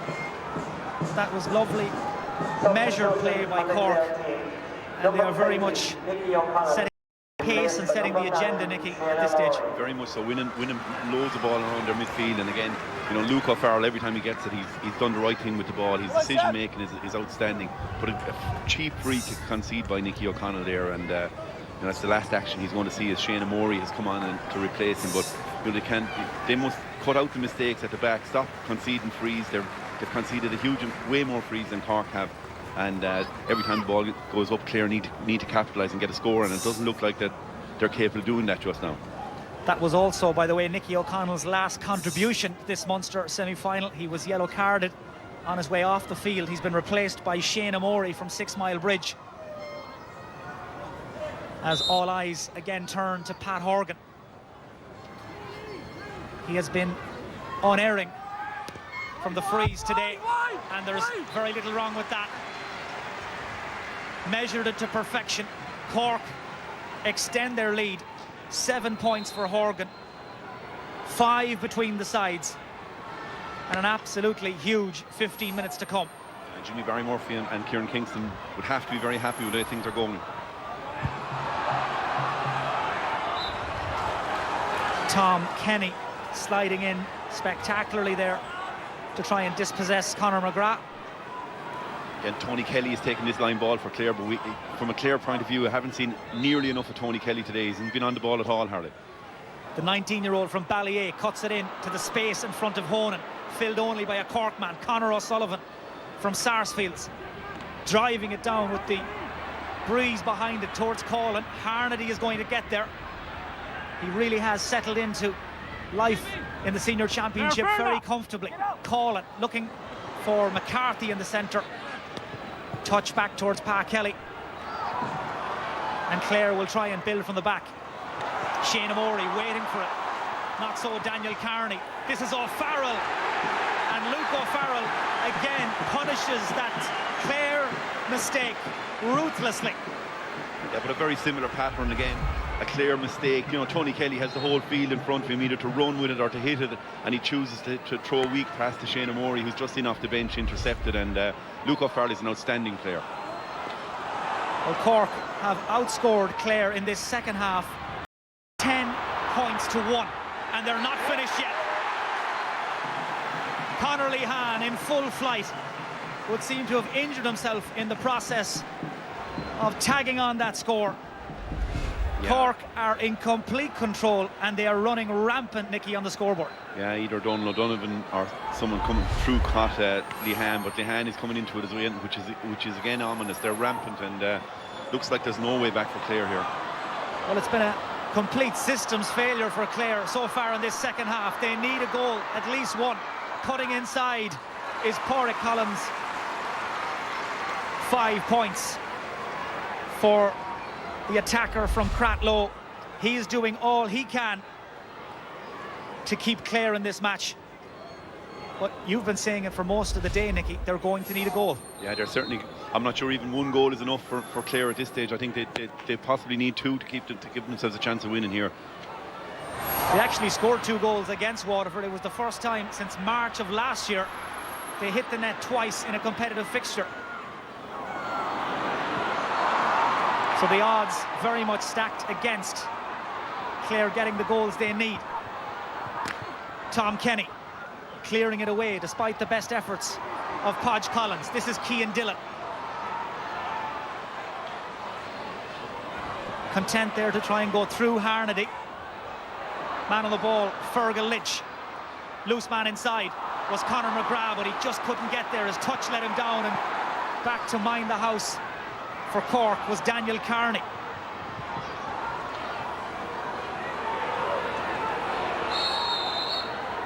Well, it is breathless stuff, and Barry Kelly has given that free to Cork. Clare's discipline letting them down at a crucial time. I think that's a strange decision, really. I suppose Cian Dillon is trying to get over the ball, but rarely do you see a free given for that offence. And it's certainly one that Clare can't really afford at this stage. They're too far behind. But just before that, you know, Fergal Lynch had the ball, and a very poor pass in towards Conor McGrath. And simple basics are letting Clare down. They're poor first touch, poor passes, and looks really bad for them. Well, Cork supporters won't need reminding. squander a 6-point lead against Clare in the league back in March. They lost a 5-point advantage in that relegation playoff final. Lost that match, of course, after extra time, and they've just missed a free here that would have put them 7 points clear. Yeah, I see Jimmy Barry holding his head down there when Patrick Horgan missed that. That's a very, very bad miss. Shane O'Donnell, the teenager from the Éire Old Club in Ennis, is getting ready to come into the Clare team. Didn't start because of a chest infection, but looks like he's about to be unleashed for the last 10 minutes. This, though, without a shadow of a doubt, Cork's match to lose.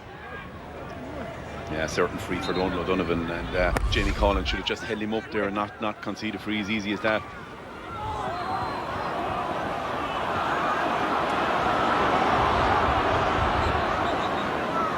Sure, the linesman is so sure what way this line ball is going, and the Clare guy is ready to take it. I think if anything it was a Cork ball.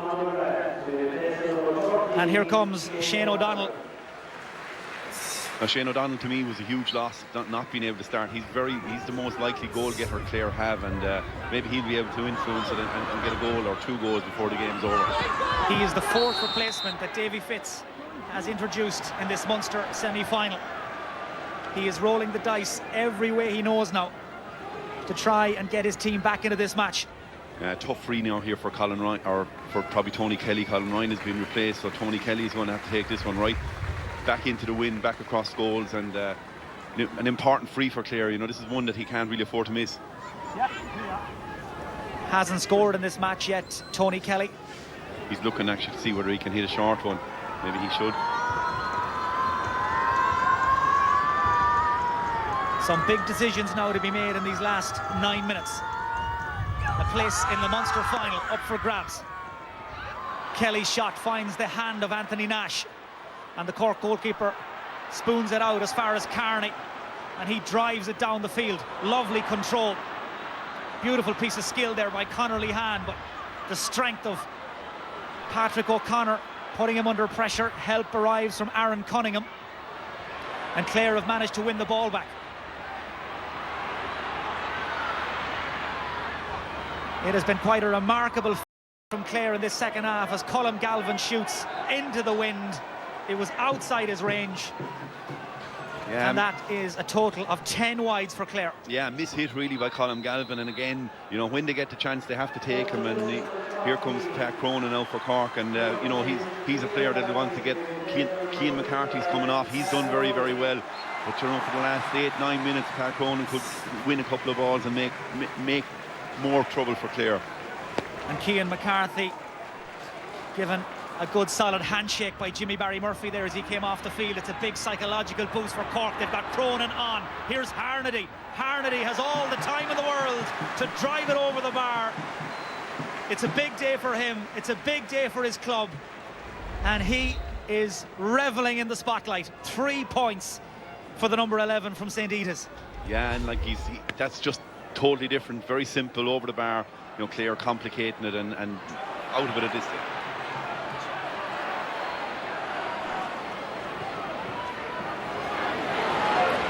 News just reaching us here in Limerick that the Leinster semi-final between Kilkenny and Dublin has also ended in a draw. So level game between London and Leitrim and Connacht, and a draw between Kilkenny and Dublin in the Leinster Hurling Championship. Here in Limerick, though, it's Cork who are in the box seat as Clare come with their last kick, and Tony Kelly shoots and lands his first score of this Munster semi-final. The gap is back to 6. Yeah, and I'd like to see that again. I thought that was actually outside the post, but it's a little. They would have expected and hoped for a lot more from Tony Kelly than that. So you can see it. It's pretty inconclusive, but maybe a case for Hawkeye. No need for Hawkeye with that one from Cronin. He's only been on the field a matter of moments, the Cork captain from Bishopstown. He's a ball winner, he's a leader, and he's a scorer. And he restores Cork's 7-point lead. Yeah, an immediate response to Clare's point at the other side.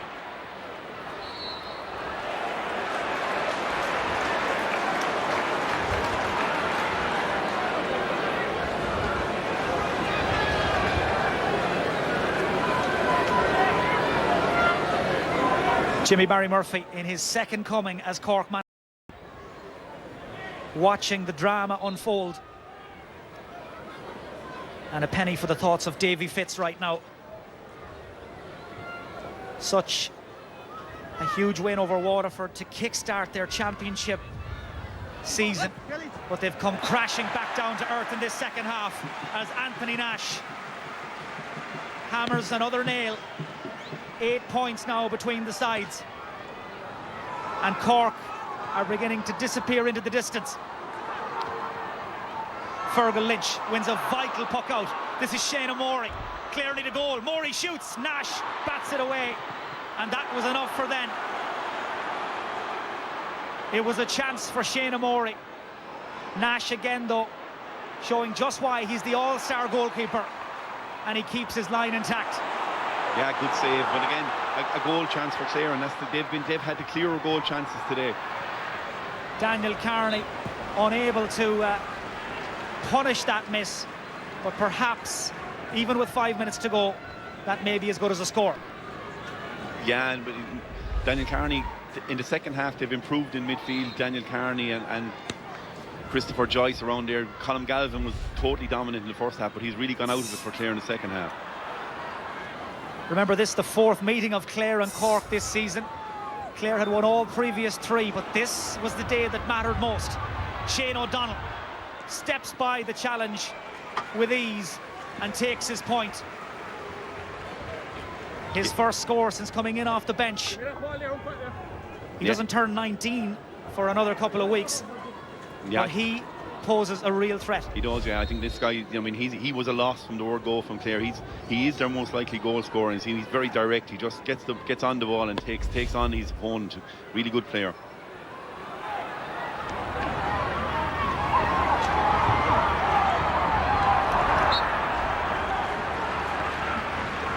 Line ball on that far side to Cork.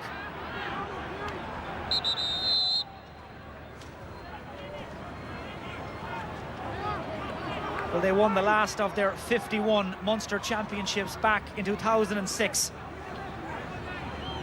And at this stage in the game, it looks like they're about to have a title next month against Limerick. Colin cutting it in. David McInerney, whose father Jim played against Cork in the Munster Championship back in '93 here in Limerick, clears it away towards Bugler. Held up by Colin, who also managed to hook him. Daniel Carney in to win possession and win a free. Yeah, again, like Bugler has never been the influence that he was in the other games in the league playoff here or the game against Waterford. And again, you know, you see Cork working hard and hooking and getting a hook in on him, and then typical of what's been on all through the second half, then Shane O'Morey concedes a pretty harmless free and gives Cork the chance to score again with through Patrick Horgan. So Pat Horgan has come out to take a look at this. 5 points from frees so far to go with his 2 from play. He was also Cork's leading scorer in the championship last summer, and he very rarely fluffs his lines, as Barry Kelly has been called in by the umpire behind that goal, just perhaps to keep an eye on things. Much tougher free than the last one he took. So Pat Horgan drills it in towards Pa Kelly's goal.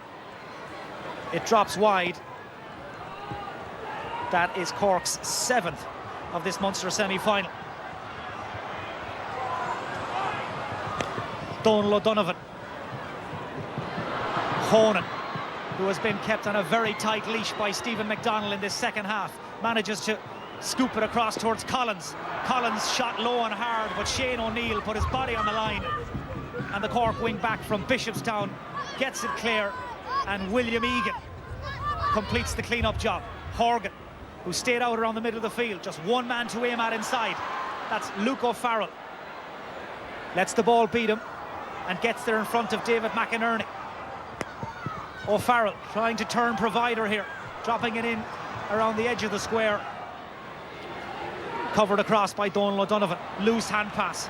Another one of those individual errors that have there in this second half. And yet again, Cork make them pay. Horgan making it look so easy. Yeah, I think I was worried about Clare. They're prone to make errors. They've done that in the league. They did it against Waterford. And Donal O'Donovan, that was another case where he should have easily got that ball away. Cork now have outscored Clare in this second half by 15 points to 4. And Pat Horgan has hit 8 points on what has been a very decent shift. Carney belting it down towards O'Farrell. That's going to run out over the dead ball line. Nicky English, at this stage of the game, your thoughts on your man of the match selection? Well, I think from a Clare perspective, really, it looked earlier on like Dara Hogan and Colm Galvin might be the guys in the running, but they don't totally disintegrated in the second half. Cork has been more of a team display, really, but I've been very impressed by Luke O'Farrell and also Seamus Harnedy, and I think in general for his debut today, Seamus Harnedy would be very happy with his play, and I'd give him man of the match. Well, we told you earlier, he's the first man from his club, St. Ita's, to play senior championship hurling for Cork.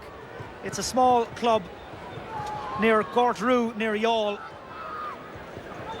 And Seamus Harnedy is Nicky English's selection for man of the match in this Munster semi-final. 3 points from play on his championship debut. Shane O'Morey has seen another goal chance come and go for Clare.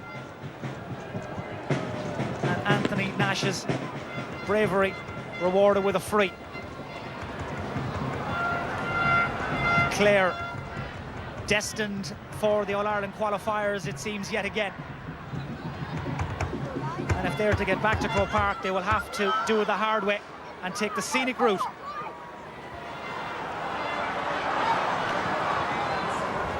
Pa Cronin looking for O'Farrell.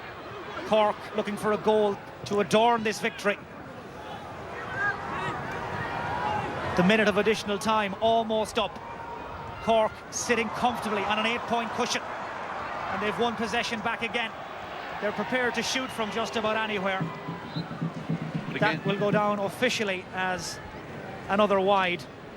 Their 9th of this Munster semi-final. I don't think it matters at this stage, but again it was a clear defender coming out with the ball, and he chose to hand pass and get blocked down, so they've really caused a lot of their own trouble today, Clare, but Cork are winners. So against all the odds, injuries, absentees, defections and the form book, Cork have bounced back when it matters most. Jimmy Barry Murphy's team produced the goods and booked their place in the Munster final for the first time in 3 years. They beat Clare for the 7th time in a row in the championship, a run that stretches back remarkably to 1998, and they end Davy Fitz's dream of a shot at the title in the process. They completely dominated the second half, and Cork will now play Limerick in the Munster final next month for the first time in 21 years. Cork have won here by 8 points. Rejoin us in less than a minute.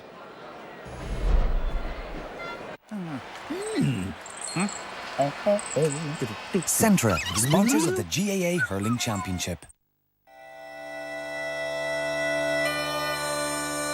We have met triumph and disaster head on, and together still we are strong. With pride and joy, hope and passion, we'll take it from here.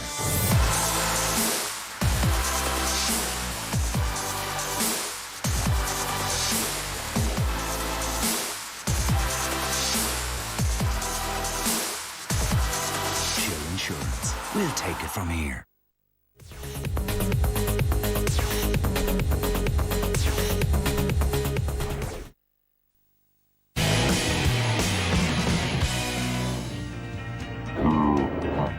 Seamus Harnedy, one of the scorers for Cork in a convincing Munster semi-final victory.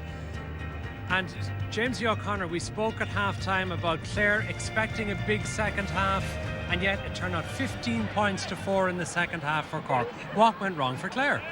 Listen, man, it's very, very hard to put your finger on it, but obviously the elements played a big part in it, and Cork maybe laid the foundations for victory in that first half. Only 3 down at half-time with that win to come. But you have to hand it to Cork. I mean, they stood up. They worked incredibly hard right through, and I think the Cork half-back line, Tom Kenny locked down the right-hand side of the defence. obviously they put the clamp on Honan as well, and Clare had chances in the first part of the second half, early stages that they didn't take, and no arguments that said Cork won the second half 15-4. Well, indeed, and in Daithí, the first 8 points of the second half from Cork as well. They did, a lot of speed, a lot of movement. Like, ultimately at the end of the day, for me, it was a case of Cork appeared better touch about them, better economy of movement, striking. I mean, some of the scores in the second half were just brilliant. See a bit of space, move on, take scores. And Clare weren't able to live with the pace of it. They opened it up. They're very, very skillful. We said at the start again, Cork are very skillful hurlers. Some of the points this is Seamus Harnedy that we're focusing on, the man of the match today. He actually had, I thought, a quiet first half. An introduction into championship hurling, which in the first half he was up against serious players. In the second half he came into his own. After he got the first score, we said that's going to crown him, and after that he just opened the shoulders up. Yeah, was there a sense, James, that the Cork players really did visibly grow in confidence there today? I think so, Matt, and as I said, I think that the Clare really struggled in their half forward in the second half, and they couldn't seem to win any ball. I think particularly, Tom Kenny, as I said, in half-back. Brian Murphy as well man-marked Tony Kelly today, so he had absolutely no influence whatsoever on proceedings, and Clare just couldn't seem to get the ball past that Cork half-back line. And Cork used the ball they had very well, and they finished very, very strong. All those question marks about their fitness I think we're going to see some more of these points now as well, particularly Correct. Jamie Collin and Patrick Horgan. Great scores again. Jamie Collin done extremely well and was noted at half time. A lot of pace. Newtown, Shandram, those guys know how to run with the ball. Some of his scores were absolutely excellent. Mount the field. We spoke about the accuracy. Cork were very accurate, and that comes down for skill. To skill levels. Cork have serious skill levels. They always had. And indeed, James, you could say that when it came to accuracy, Clare were sadly lacking in many occasions, particularly when they had goal opportunities. Yeah, and listen, Matt, at this level you pay the price if you don't take your chances, and we see here as well there were numerous occasions, we say, in the second half when Clare trying to work the ball out, trying to play the running game, were turned over by Cork, and Cork punished them on the scoreboard and said, at this level you don't take your chances, you pay the price. That happened actually quite a lot in the game. Clare kept on trying to run the ball out, and again we spoke about it before, it broke down and it broke down and it broke down, and Cork were sharp onto Everton, snapped it up in the hand, bang, over the bar. Demoralising for Clare every time Cork came back at scores like that. Really and the game was over a long way out, Matt, really. I mean, Clare, I think, had 2 points on the board 23 minutes into the second half. I mean, at this level that's not going to cut it. And I said I really think that they just couldn't seem to win possession in their half forward line. The loss of John Conlon, he's their biggest ball winner. He went off at half time. As I said, Brian Murphy completely put the shackles on Tony Kelly. He wasn't involved in the game at all, and from there, as I said, Colin Ryan was substituted and Fergal Lynch made no impression when he came on. So credit to Jimmy Barry, they had 10 weeks to get ready for this, and they had their homework done. And indeed, as you say, Jimmy Barry Murphy, credit to him indeed. I believe he's standing by to talk to us now. He's with Kenny. Jimmy, huge congratulations. What do you make of that performance and that victory? I'm thrilled for the players, especially. They made a huge sacrifice over the last 6 weeks since we lost the relegation match here, and I thought in fairness when they really turned on today and did everything we asked them to do. You won the toss and decided to play against that wind, and you made a huge effort in the first half to keep the Clare score down. Yeah, I think in fairness that was the key to the game. Our work rate in the first half was phenomenal, and we got some very good scores to keep us in touch. Maybe got 1 or 2 lucky breaks because they had goal chances which they didn't take, and a bit of luck went our way today, whereas for the past few months we haven't had much luck, but on the day we got the breaks. I think probably deserved to win. And I suppose the win never wins a game, but you were able to take the scores from long range with it in the second half. Well, that was the key to it in the second half. We emphasised at half time to the lads not to let the wind dictate the game, to use it to our advantage. I think we got some fantastic scores from play, and I thought the lads really played with their heads, and I was delighted with the overall performance. I suppose the work rate was all through was very important. It was all over the field for every one of the players. Even player we took off, Keane McCarthy, had a fantastic game, but just had run himself to a standstill, so we were able to bring Pat Cronin in, which was great. And but overall the players, I thought from the 1 to 15 the work rate was phenomenal all over. Through to a Munster final now against Limerick, who were so impressive against Tipperary here the last day. Yeah, we're thrilled to be in the Munster final. That was the ambition, and it's great for Cork to be back in the Munster final. Can't wait for it. And I suppose it opens up the All-Ireland series as well with a place in the quarter-final guaranteed. Well, that's the point, yeah. That was our minimum target this year. We got the semi-final last year. We tried to build the young players coming in, and they've been fantastic for us, and I'm very, very proud of them all. Well, Jimmy, congratulations. Thanks for talking. Thanks, cheers. Thanks very much.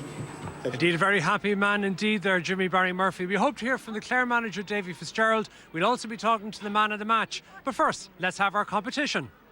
With thanks to Chill Insurance, big supporters of the GAA, we're giving 2 fans the chance to win VIP tickets for themselves and 3 friends to the Leinster Senior Football semi-finals at Croke Park on Sunday the 30th of June. It's all thanks to Chill Insurance. We'll take it from here. To be in with a chance of winning this prize, text GAA to 57199 or call 1550 999 091 and answer this question. Who did Dublin beat in last year's Leinster Senior Football final? A. Offaly, B. Meath, C. Kildare. You need to be 18 or over to take part. Terms and conditions apply.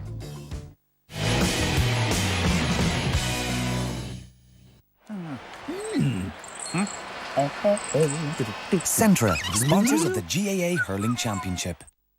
These two are about to find out what happens when shopping goes bad. It's horrible. I thought we were saving money. They bought too much at a megastore, and now it's a game of bet bingo. Who's that? A sorry outcome, so easily avoided at Mace. Mace is local, so you buy what you need when you need it. It's your man again. Just keep walking. Till next time, shop right, shop easy. Mace, we make it easy. The stage is set for summer.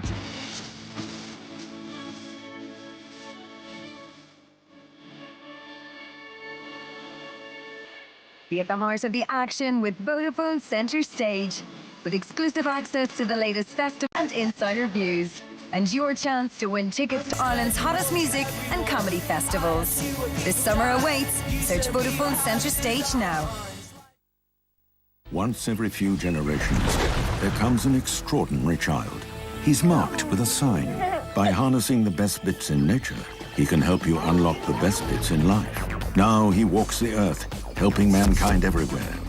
He is the ultimate wingman. He can help you recover from even the greatest of parties and is an expert in dealing with clingy ex-girlfriends. Unlock the best bits in life with Club. From A to B, on air, road or sea, think DSV for all your transport and logistics solutions. With 7 locations in Ireland and present in over 70 countries worldwide, DSV delivers global strength with local flexibility. Whether it's air, road, sea, storage or value-added solutions, DSV is your partner of choice. Visit dsv.com. So, Daily Million is on every day. Yep. Monday. Yep. Tuesday. Wednesday. Yep. Thursday. Yep. Friday. Yep. Saturday. Yeah. Sunday. Yes. Right. Well, why don't they just call it Daily Million? Oh, there you are. My lucky rugby coat keeps getting luckier. Just put it on and discovered I can get 8 weeks free car insurance when I switch to Aviva. And a 10% discount if I seal the deal on the old laptop or Rooney. Gary Owen up through the centre. Bang. Pure Wexford beef. Lovely little offload. When would you ever see that? Crash ball. Good night. Good luck. Into the corner. Majestic. Saved enough to help finance a couple of big days out with the grandkids and kit them out in suitable big match attire. Legend. Tap and go, lads. Get 8 weeks free car insurance and a 10% discount for buying online. Aviva deal. Go straight ahead. Take the exit off the roundabout. You've reached your destination. This is driving me nutty. Ooh! New Nature Valley Sweet and Nutty Bars. An irresistible combination of scrumptiously nutty and deliciously sweet that's totally new. This is nice. Where are we again? Don't go nutty. Get sweet and nutty. New from Nature Valley. Welcome to the Google Intern Competition. We're interns at Google. Oh my God, are those your dads? Vince Vaughn, Owen Wilson. All right. Tell me. Come on, fist me. That's definitely not right. Now, We're looking at mental Hunger Games. it's all I have an idea. on the line. You take a photo, you put it out there on the line. Online? On the line. Online. On the line. When you say on the line, you mean online? Yeah. The internship. Your first challenge? What? Create an app. What? Life would be nothing without passion, so get it while you can. Club Passion, for a limited time only.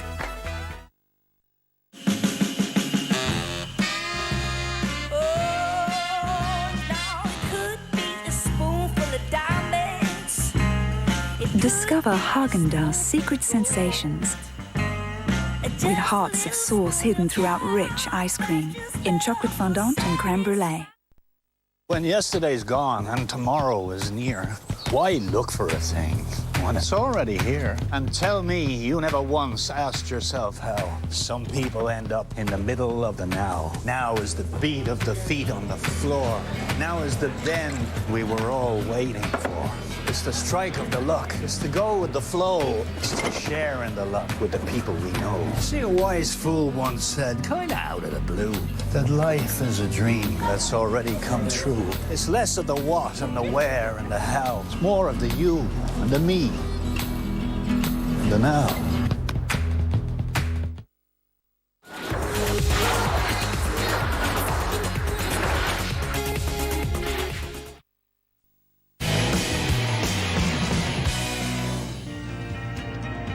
Patrick Horgan with the last of Cork's 23 points scored here today in Limerick. Munster Senior Hurling semi-final. And of course 15 of those points scored in the second half. A 3-point lead for Clare at half-time, but did Cork turn it around? And Patrick Horgan's top scoring for Cork with 8 points. He wasn't the man of the match though, that was Stephen Hernady. He is now talking to Kieran McSweeney. Seamus, huge congratulations. How much does it mean to be through to a Munster final? To be honest, I'm absolutely over the moon. It took a full-hearted effort from everyone. We hadn't won much underage all the way up. I never won anything with Cork. I've had a heartbreak with the intermediates up through the ages as well. So I'm just over the moon to be in a Munster final. But bottom line is we still haven't won anything. We're looking forward now to the Limerick game. We're anxiously waiting that game, but we've no silverware on the table yet. So fantastic to be there, and it'll be my first time experiencing it. But I'm just looking forward to that day now, and bottom line is we've nothing won yet. And your first player from your club to play senior hurling from Cork to go out and score 3 points, that must be a dream come true. A dream come true. There would have been one of the Sloans, let's say back in the 50s or 60s, that played for St. Edith's, but he moved on to a senior club. But I'm one of the first in at St. Edith's, so I'm just thrilled. We're only a small junior club. Fantastic. I've seen a lot of my family and friends out there from the club, and fair play to them. There was a lot of them there representing the club, and just over the moon for all the lads as well. Just fantastic to be in the Munster final now, and looking forward to it. I suppose you didn't lick it off the floor. Your father played senior hurling for Waterford. Your mother, is it 6 All-Ireland Camogie titles for Cork? My mother would be more distinguished. She's 6 All-Ireland medals, but the father had an appearance or 2 for Waterford as well. So I suppose there's a small bit of breeding, but I have a long way to catch up to their standards yet. And look, finally, how much does this mean to all the lads in the dressing room? As you said, 3 defeats to Clare already this year, and you didn't want to make that 4. Oh, savage. I was saying we don't deserve to be there if they beat us 4 times on the trot. So it's hard to beat a team 4 times in any given year. So we were hungry and we wanted to get one back up on them. So we're just over the moon. I can't put it into words now, but it's all a bit much. First appearance, so I'm just over the moon to be there, and we'll take the next day. So you have your ups and downs, so please God, the next day is another up, and we'll take from there. Well, Seamus, you're the man of the match, and here to present the award is John Sheehy from Liberty Insurance. OK, well, there were few enough dogs on the street claiming that Cork would win this particular match today. Before the game, Dahi, we spoke about all of the players who are missing for all sorts of reasons. But clearly, there are still plenty of good hurlers in Cork. We always knew there was good, and we spoke about it before the game, that there was a lot of skill in this team. Cork traditionally have very players, that's their tradition. Wristy players, good strikers of the ball. We never questioned that coming into the game. We kind of felt that Clare's greater experience, what they'd won underage, under 21s, etc., would be a factor. And there was enough information out there for us to suggest that Clare would have enough for them. We never questioned certainly their ability. And what they showed today is when they got a flow on things and when they started coming onto breaks, their natural ability and their natural skill levels that Cork have always had came to the fore. Of course, one of the players who has come to the fore in the last 12 months, taking over from Donald Cusack, is Anthony Nash in goal.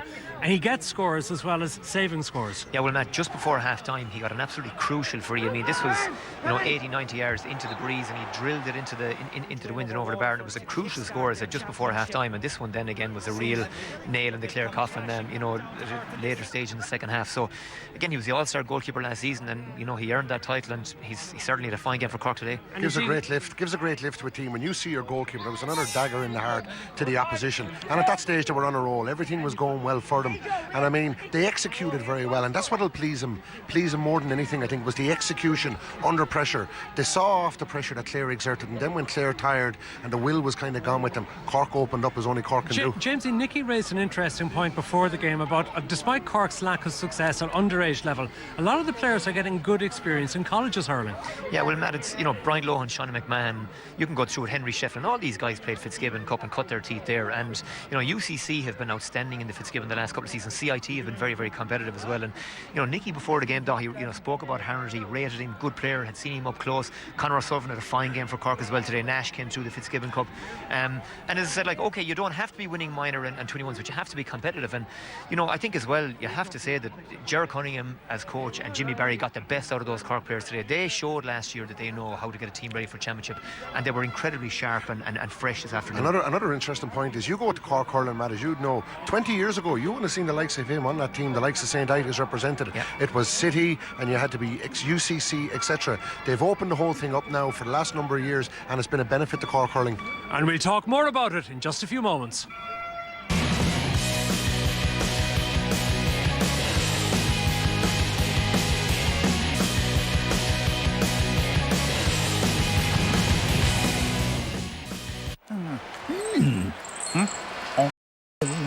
Centra, sponsors of the GAA Hurling Championship.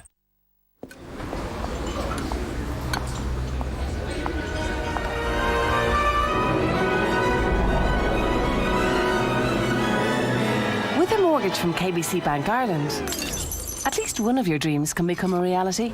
Hi. If you're looking for your first home or want to trade up to a bigger house, KBC can make it easier for you. Talk to your mortgage advisor. Call 1-800 27 28 29 or visit kbc.ie. It makes sense to be with KBC. Good drivers know you need to take the road seriously, and for that they deserve a serious reward. At Liberty Insurance, safer drivers can now get up to 50% off their car insurance. Go to libertyinsurance.ie or call 1890 89 1890. Liberty Insurance. Insurance the way it should be. Nothing compares to the feeling of driving the ultimate car. It stays with you. Now experience it for yourself with the BMW Ultimate Summer Event. A summer of incredible offers across selected BMW models.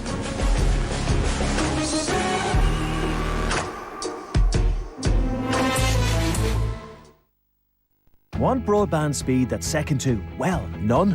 Now UPC gives you 50 meg fibre power broadband as standard. It's totally unlimited, so you can all do more online, all at the same time. The best of everything comes in a UPC bundle. 50 meg fibre power broadband, TV with on demand, and home phone for an amazing €50 a month. That's faster and better value than everyone else, including Sky. Switch and save today at upc.ie. In cinemas now. Open hand. The best British film in years. For a bit, Stone Roses made everything right. Pike Island.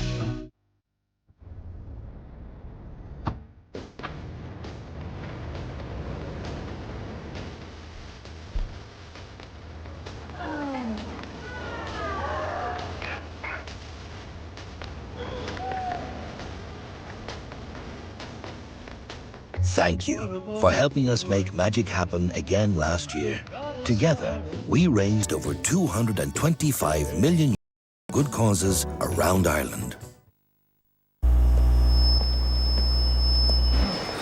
What's in the Streetwise menu? It's a selection of our great value classics, like the original recipe snack box for just $2.99.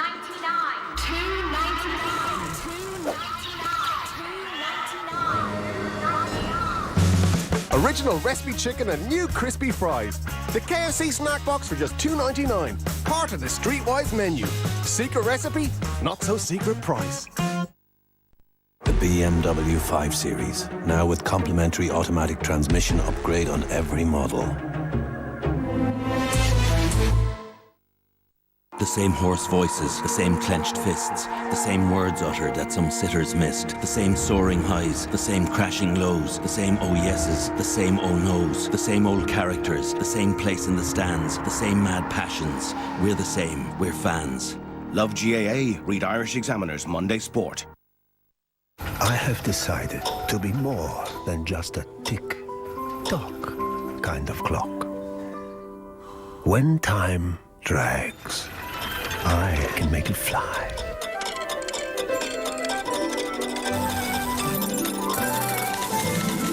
Because in the end, we have a choice. Do we settle for ordinary? Or do we strive to be made of more?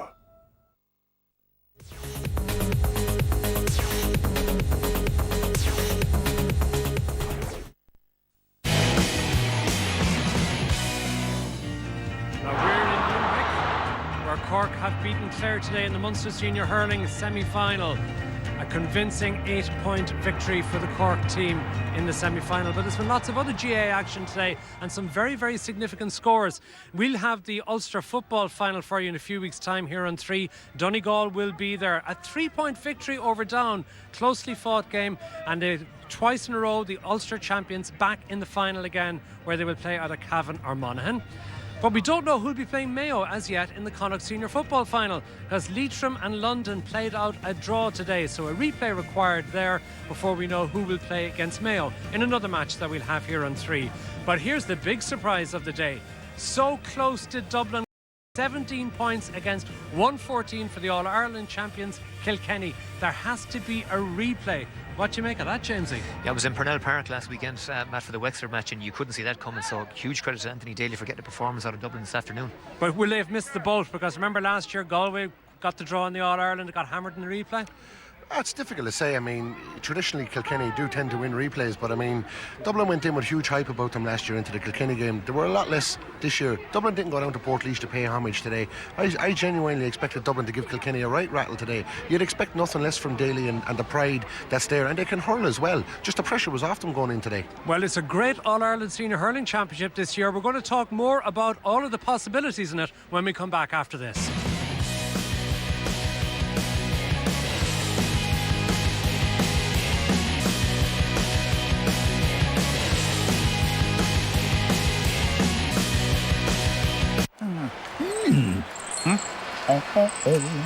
Centra, sponsors of the GAA Hurling Championship. Meteor wrote the book on value. Page 20 says, seize the deal. Leg it to Meteor for our best ever €20 top-up deal. And now you'll get unlimited free any network texts and Meteor calls, plus loads more free internet, and you keep the €20 credit. But it's only available for a limited time. So, switch your upgrade in-store and seize the deal.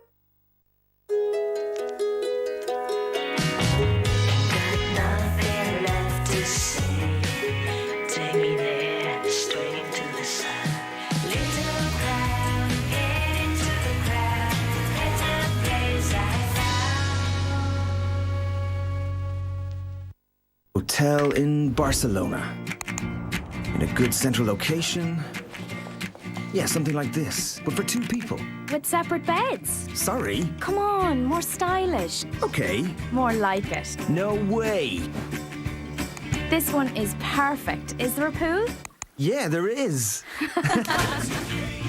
Trivago compares over 100 websites to find you your ideal hotel at the best price. Hotel Trivago.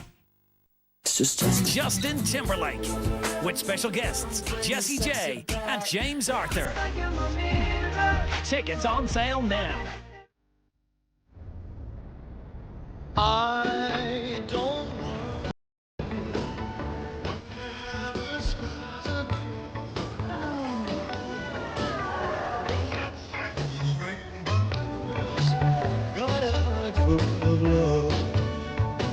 Thank you for helping us make magic happen again last year. Together, we raised over €225 million for good causes around Ireland. On a day like this, there's only one thing for it. Picnic, anyone? What could be better than Moroccan-style spice lamb pastries eaten outside? Well, maybe a char-grilled courgette and asparagus with feta salad. Or a beetroot and mint dip. So come on, let's get out there. Because great picnics don't always need sunshine. They just need a great picnic. With 3 for $8.50 across selected M&S deli products. Make a picnic that makes a day out. Make today delicious. To beat this guy, you need speed. You don't have it. So what we'll be calling on is good old-fashioned blunt force trauma. Sylvester Stallone is Rocky Balboa. Friday at 10:15 on 3.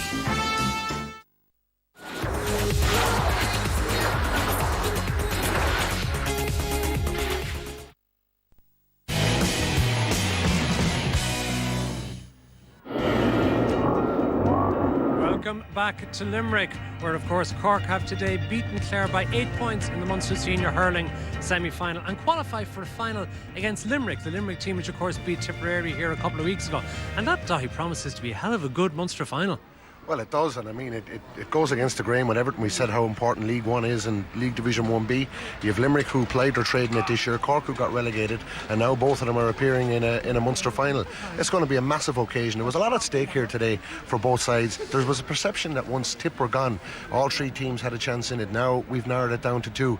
But Limerick are still a serious team, but it's two brilliant young hurling teams with a lot of talent, a lot of skill. I think it's a great one to look forward to. And it's also a big day for John Allen, given that a Cork man and also a St Finbarr's club man with Jimmy Barry Murphy as well. It is, yeah, and this was bittersweet in one sense, but his loyalties now lie with Limerick, and we saw the job he did to have them as ready as they were for the Tip game 2 weeks ago. They'll have sat back now and taken a good look at Cork today, and Limerick play with a lot of fire, a lot of passion. They'll hit Cork hard, and as I said, it's set up now to be a classic potential Munster final. Well, let's talk about another manager who gets his teams normally fired up to play with lots of passion, but I'm sure is very disappointed by what happened today. Kieran McSweeney is talking to Davy Fitz. Davy, huge commiserations. Can you sum up how you're feeling inside that dressing room there right now? No, can't. Very disappointed. That's it. Lost the game. Cork were the better team, fair play to them. Just as your performance and overall where the game was won and lost?